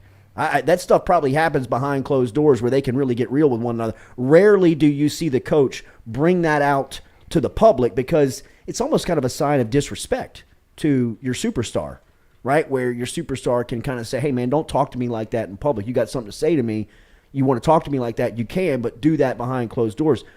I mean, like, Butler's the face of the franchise. He's the highest paid guy on the team. He's the leading scorer. He's the guy that they kind of rally around. And Spoelstra undressed him like he was the 13th guy on the bench.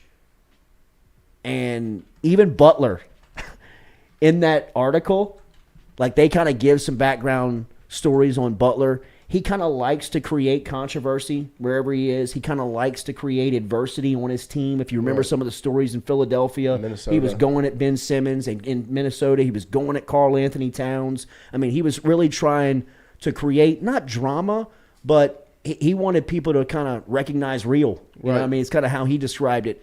And even Butler looked at some of his antics earlier in the season at Miami and was like, "I may have been a little out of control." Yeah. You know what I mean? Like, that may have been a little bit too much for just what I was trying to do. I mean, he was kind of even recognizing, like, I might have went a little too far. I might have went over the line. And Spoelstra, they kind of detail, is probably one of only 2 or 3 coaches that could have handled that. Right. You know what I mean? His personality is so big and he's so intense and aggressive that, I mean, there are some instances where you're wondering, like, is this dude about to square off for him? I mean, like, is this big, I mean, like, superstar athlete about to pretzel me up? Is he about to, like, get after me? And Spoelstra kind of, stood in his face and stayed his coach during that time. And I think they're experiencing a lot of that now. I mean, Jimmy Butler had a loud 41 in game one for Miami and was able to kind of propel them to that game one win versus Boston. But even though last night was a blowout on Golden State Dallas, I still believe that is going to be a good series. Yeah. You do. No, I do. Luka was kind of, he wasn't in rhythm. He was just messing with his right shoulder. Yeah. He seemed like he was just kind of hurting or something. And they went, I mean, it was a long 7-game series with Phoenix. And so, and he did it all by himself, really. Carried all the weight. And Golden State kind of used what Dallas did against Phoenix, where they would blitz Devin Booker off of screens or anytime he got it, across half court. They used that against Luka.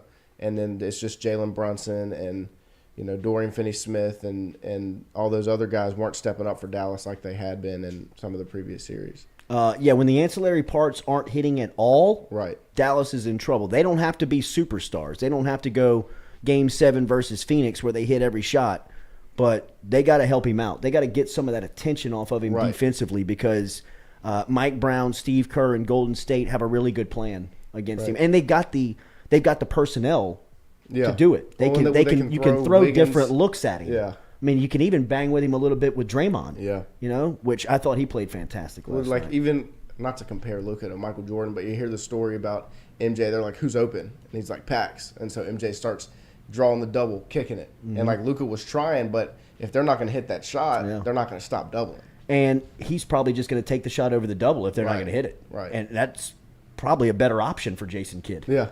Just to keep the ball in his hands.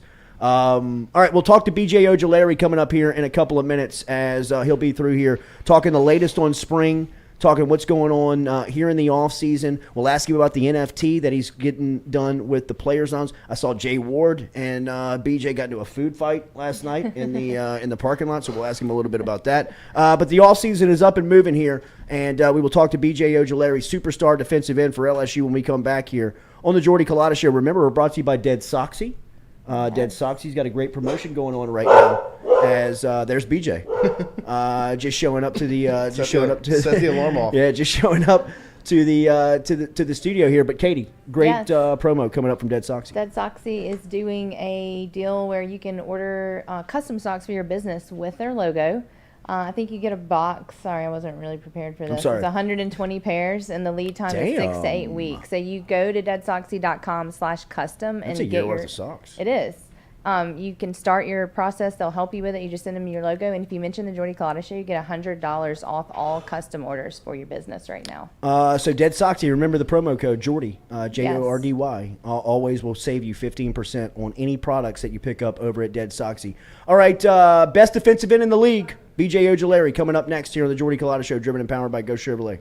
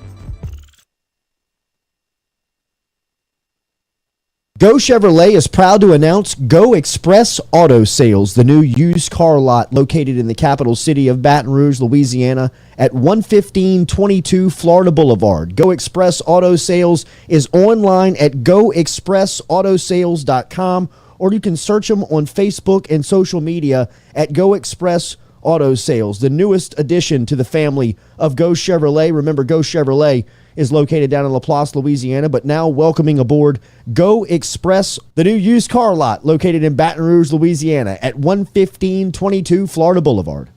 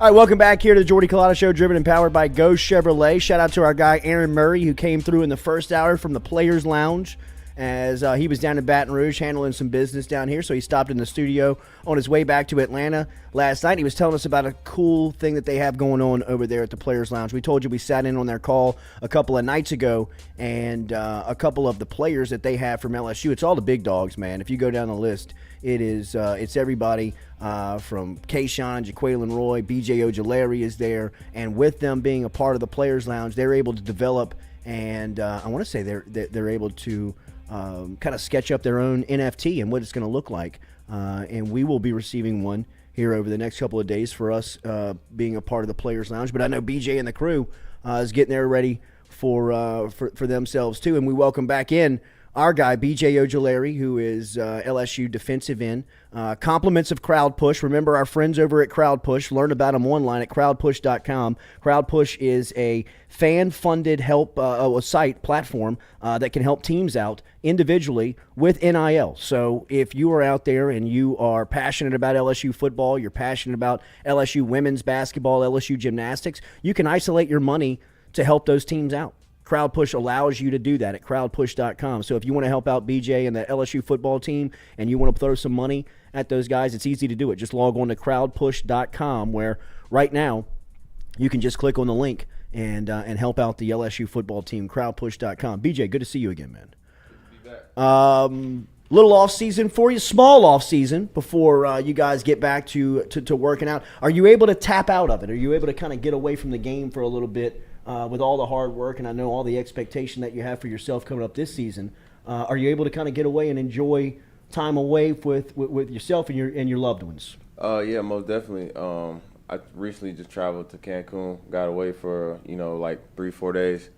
I was at home for a little while. My sister just graduated from college at Austin State, so just enjoying that little time before we hit the ground running back again in the summer. When does the mindset kind of shift from that mode into football mode?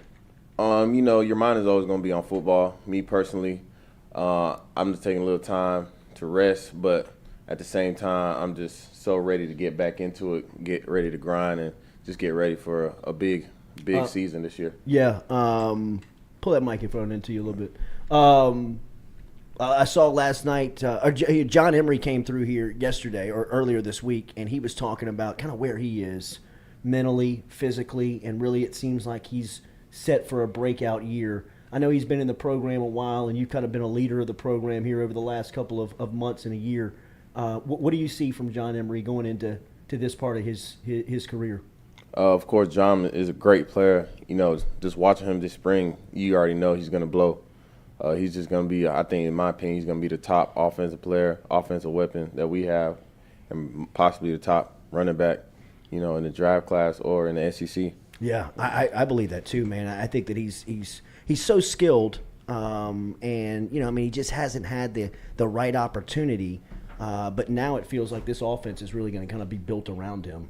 And it does feel like it's his time. I saw Jay Ward and you got into a little bit of a food fight last night, bro. But we were and Emery was talking a little bit about Ward, of him being kind of the hardest hitter on the defense, at least in the defensive backfield. And it kind of got us into this chemistry flow of the team, how you guys are really kind of vibing together and liking one another. Can you take us more into that and what happened last night, bro? Yeah, me and Jay, we play all the time, so we be pulling pranks on each other, getting each other doing little trick stuff like that. But the chemistry of the team, that's how you can tell we're real close. But when it's time to lock in, we can all lock in. So that's the good thing about wanting to know like when to switch it on and switch it off. Your brother had a really good NFL season with the New York Giants. Azeez Ojulari, who we have talked about a lot here with you. How does he help you in the sense of football growth and development? And what's that relationship like between you and your older brother? Somebody that is in a spot that you're aiming to get to. We have a great relationship. When we were young, we used to fight all the time, but growing up, I just learned to appreciate him.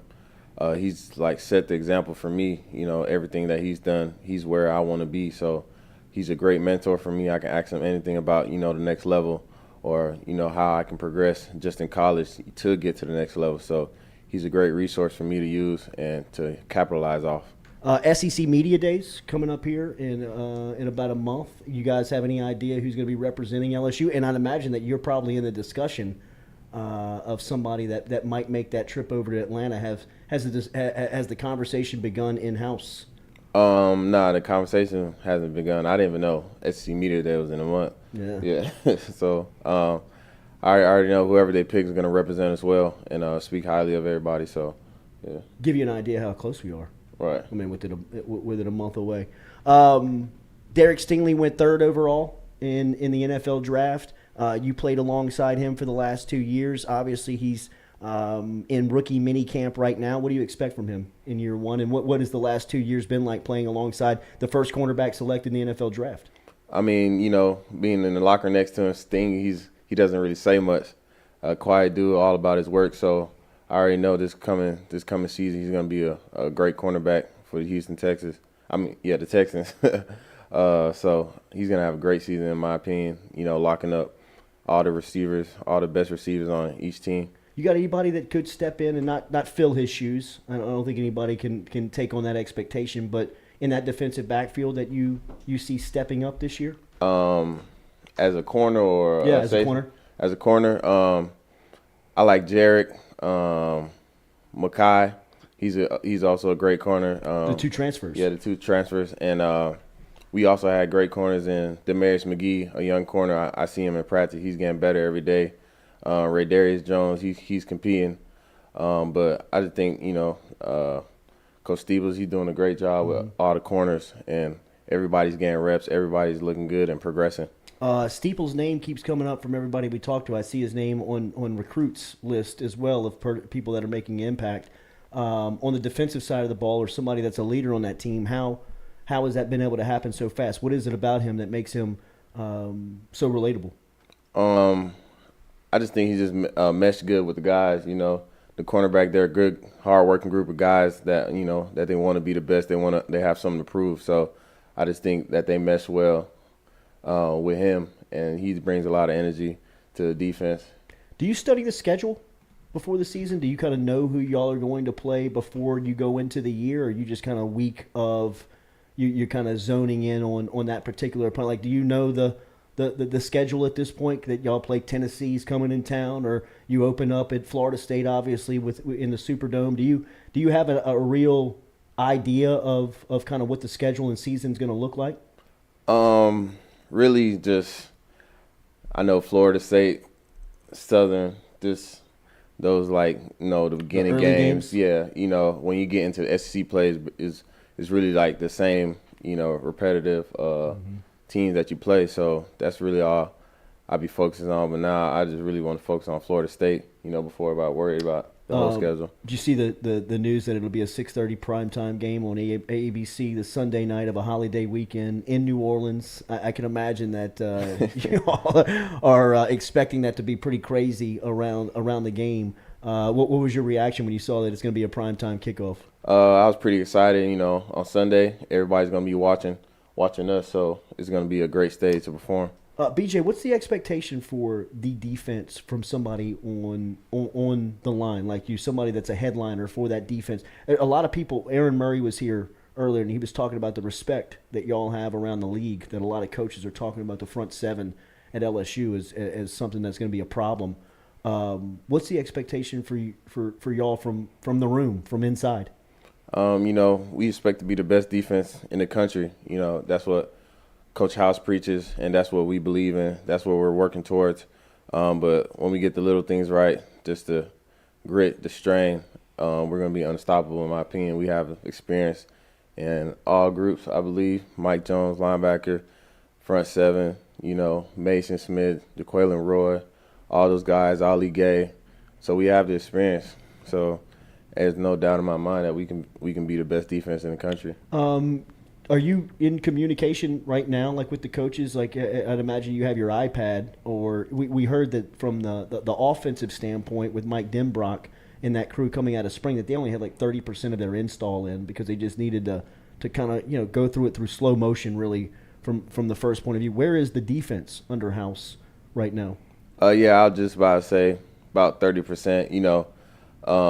And it felt like we put so much stuff in, and you're only at 30%. So we still have a long ways to go. Just having the whole understanding for the whole defense and the plan for the season, but just getting that little snippet of it just makes you excited about what's to come. I'd imagine for somebody like you, it's a little bit more this year, right? They're asking you to do a couple of more things than you've done in the past. How is that studying gone, or how have you been able to learn this defense early on and kind of learning multiple positions? It's still been pretty simple for me. We're still tied into the D-line, so everything they do, we still doing, just setting edges and stuff like that. So, when we dive deeper into the fall, hopefully I get more active, do more things. But right now we just for the spring, just being able to, sometimes, cover running back or just set the edge. So camp opens up, not camp, but strength and conditioning opens up 24th? The 30th. 30th? Yeah. So in the meantime, how are you staying in shape? Do you still go up to the building every day? Yeah, sometimes I go to the facility. You see, if you go to the levee, you can see a couple players, running, getting used to the heat, because, the heat down here is different. The heat is here, too. Yeah. I mean, like, for whatever reason, bro, it's here. I mean, Yeah. It feels like August heat right now. Right. So, just if you go to the levee, you're going to see a couple of us running, trying to stay in shape, just getting ready for the 30th so we can hit the ground running. You're from Atlanta, which is, it's a part of the South, but how long did it take you to get accustomed to the weather in this part of the country in South Louisiana? Because it's much thicker than it is in Atlanta. Oh, yeah. In Georgia, it gets hot, but it's not as humid. So, probably my spring for me when I first came in early, it was pretty hot as well. So just that first day of spring was just a big shock for me with the humidity. Just got to get used to breathing. Your body's going to adjust eventually after 2-3 weeks. But after that, you get used to the heat. You just learn how to cope with it. That first day of fall camp, I'd imagine in August, was probably a reality check, bro. Yeah. How's your health? Oh, health is great. Mickey, Mr. Bo, they all do a great job. Mr. Derek, they do a great job, just keeping up with everybody, even during the off season, everybody at home. We can call them, and they're still going to be there for us. They're at the training facility all through the off season, even when we're at home. So they do a great job of keeping up with us or sending us home with care plans and stuff like that. But me, I'm just practicing more longevity things so I can perform at a high level throughout the whole season. When's summer school start? Summer school starts on the 23rd. Summer school starts on the 23rd. You're on track to graduate next semester? Is it? Yeah, I'm on track fall? to graduate Is it December? in the spring. In the spring? Yeah. In the spring. You'll have a decision to make before that, I Right. imagine. How does that go? How does that process go? I mean, I'd imagine your phone's already starting to blow up. Just on people getting you ready for the money season. Right. Do you feel any pressure? No, I don't feel any pressure really. It's just, playing the game of football that I've been playing my whole life. So I just have faith that I'm gonna go out and do what I got to do. And if I just play for my team, play to win, everything else is gonna take care of itself. Our guy, man, BJ Ojulari. Much love for him. Crowdpush.com. Compliments of him being here today. In the season, we were talking to him every week. He was here last week, and we followed up with him here this week in the off season. As you heard, LSU gets back into training on May 30th. Summer school starts on the 23rd. Just like John Emery earlier this week that was here, same could be said about BJ. I know that the country knows about BJ Ojulari because of his freshman All-American season and All-SEC performance and what he did last year, but it feels like he is going to be a different player just with the responsibility that he has for the defense this year, and we will be pulling for him and be here the entire time, and I'm sure we will hear a lot more from him before the season and throughout the season. It's great to see you, bro. Keep up the hard work. Thank you for stopping in this morning. Appreciate you. Always. BJ Ojulari, compliments of Crowd Push, the fan-driven fundraising to provide your team and players with NIL contracts. If you are passionate about men's basketball at LSU, if you're passionate about LSU gymnastics, if you're passionate about BJ Ojulari and the LSU football team, you can support them over at crowdpush.com. Crowdpush.com is right there where you can become a Crowd Push ambassador just by clicking on the link and find out how it works. Their platform over there at Crowd Push contains a multitude of crowdfunding campaigns with the purpose of raising funds and distributing them to your favorite team, to your favorite players. Find out more at crowdpush.com. We'll be back and close out the Jordy Culotta Show here, driven and powered by Go Chevrolet.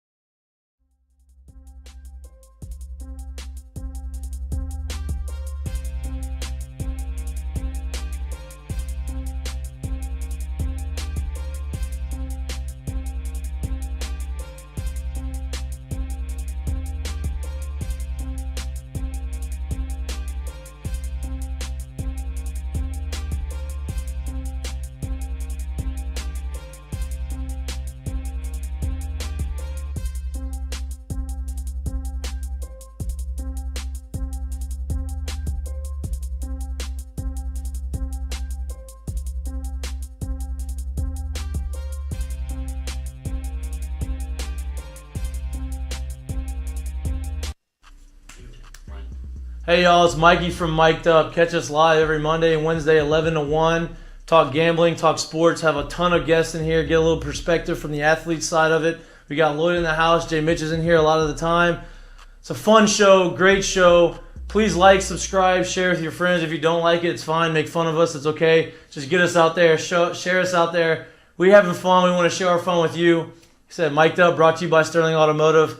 Every Monday through Wednesday, 11 to 1. Catch us live on YouTube, baby. See y'all.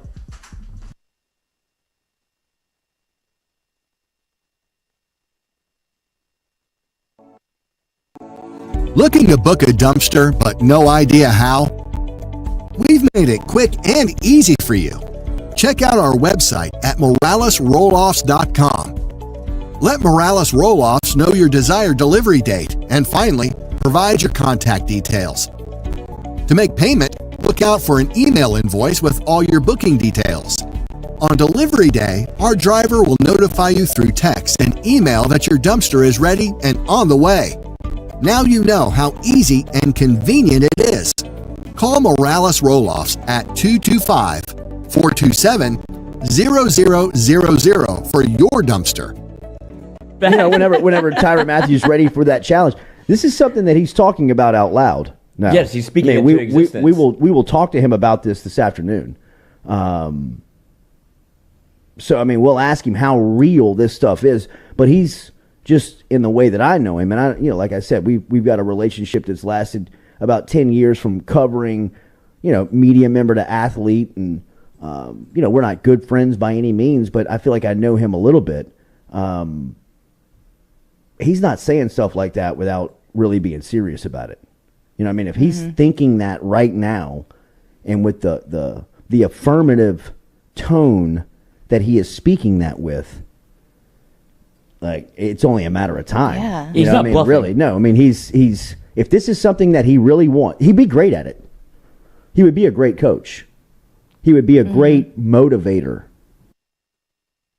Southern Eye Center is located at 6859 Jefferson Highway right here in Baton Rouge, has been serving your eyes for over 40 years in the capital region. They offer friendly service in a helpful environment with the highest level of personal care to manage your eye health and vision needs. If you want more information, log online to southerneyecenters.com.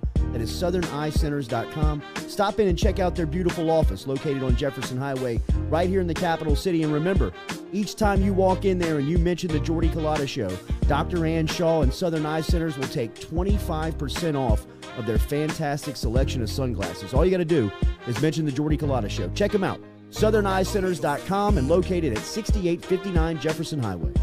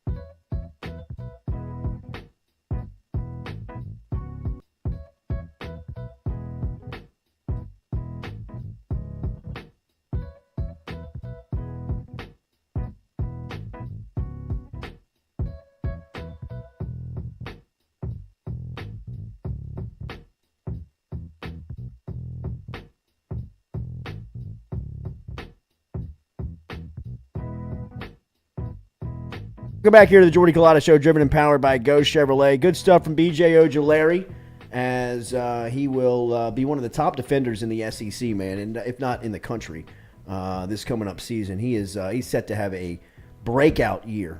You've seen a couple of mock drafts have him in the top 5. A lot of them have him in the top 10. Really looking forward to the season that BJ Ojulari is going to have here coming up for his junior season. Remember, tomorrow we will be in for our Foodie Friday segment.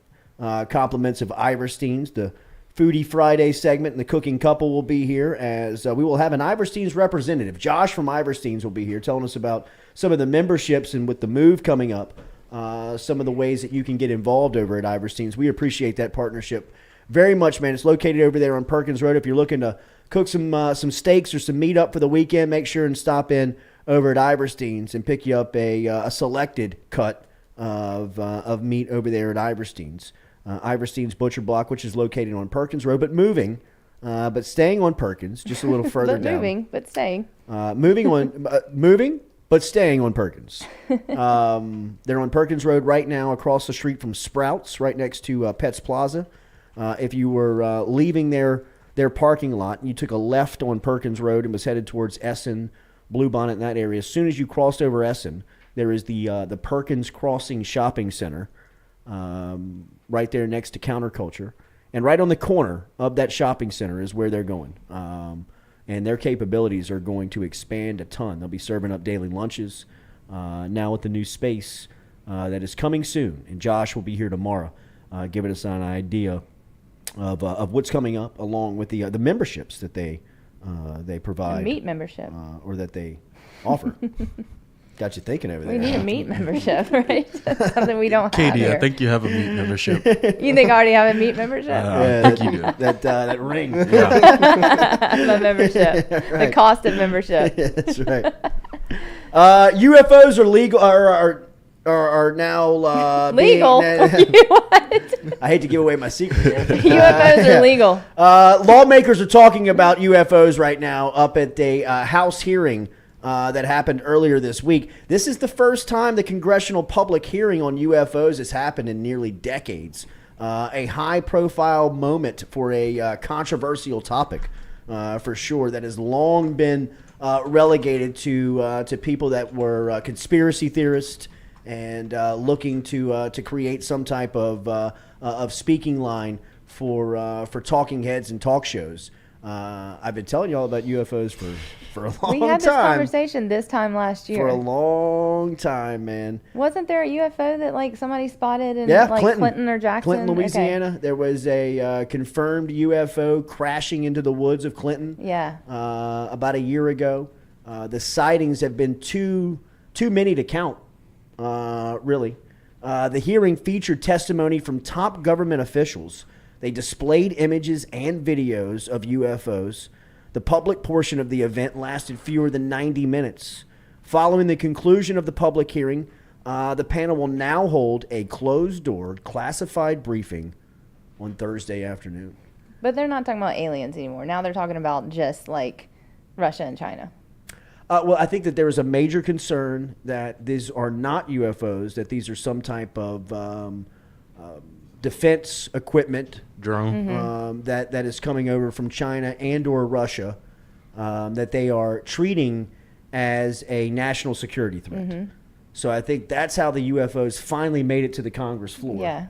Is that people are classifying them as a threat. I have always been open to the aliens.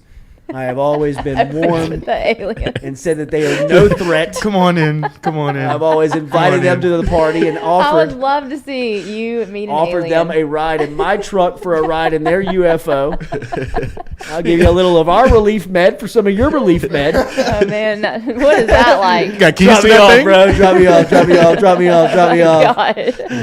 But I always thought that it would be kind of cool to hang out with the aliens. Y'all, I mean, I understand. I would be fearful if the UFO did drop down in my backyard and ask me to come aboard. You think? But I don't know if I'd say no.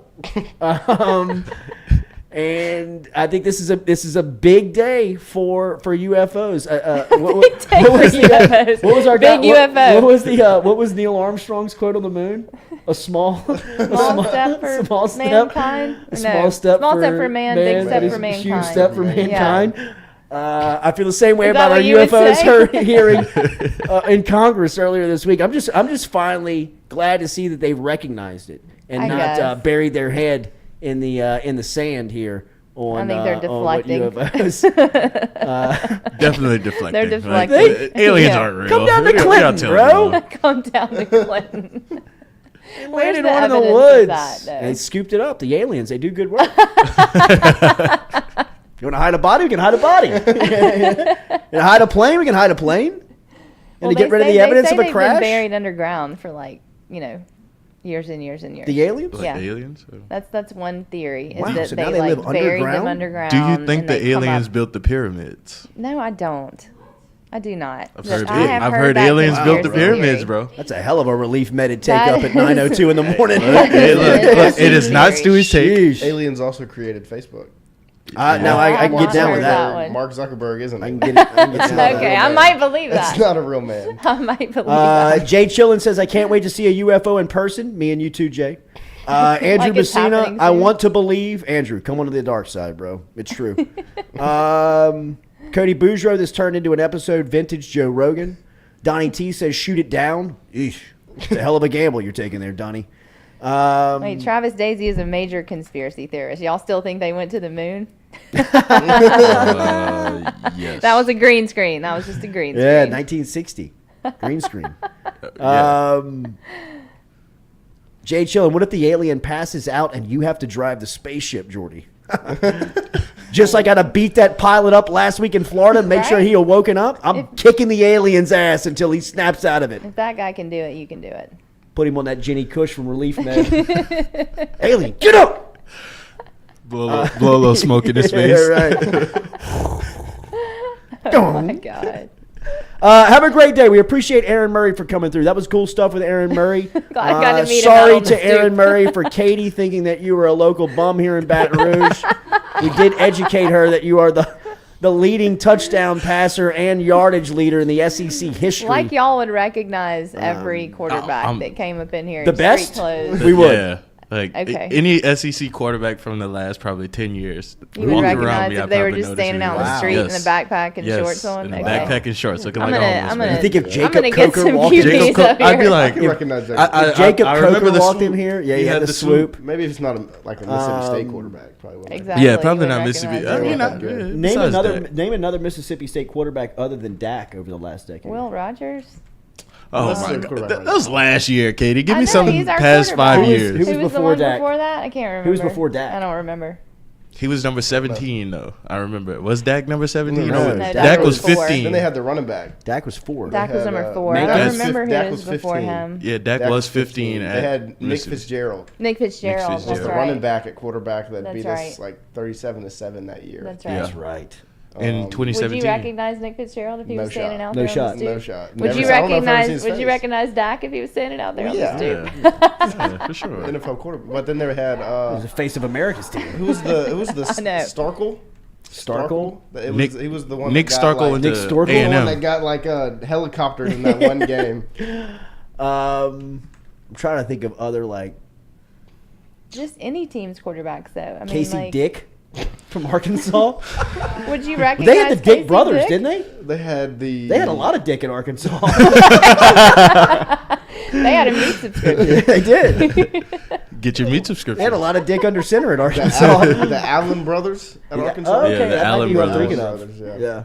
I don't know if I would recognize Brandon Allen. I don't know. Yeah, if I think recognize Brandon him. Allen. Okay, was maybe I I'm think out he's on Burrow's Brandon Allen. backup. I think so too. Maybe I'm I out still on don't think I'd Brandon Allen. recognize him. I don't No, know I what he looked like. Okay. Got me on. I don't know why y'all are surprised that I didn't recognize him. I don't know. I mean, like that would be But I my mean, it was just question. he was a starting quarterback for 4 years. Okay. Yeah. I just I Great. don't know. I mean, they But, show like, his picture. standing outside in the street, Katie, they though, show in his picture street every clothes, weekend on That's SC. not what goes in my mind. Yeah. Like I'm I guess- panicked when I pull No, I up and I understand see that. somebody just like Right. creeping around wearing a backpack where we are located, Yeah. right? So that's what goes to my mind. Cody first. Boudreaux, I saw that pic of Aaron Murray in bed with a cutie during spring break while he was at college. I know what he looks like. even when he's surprised.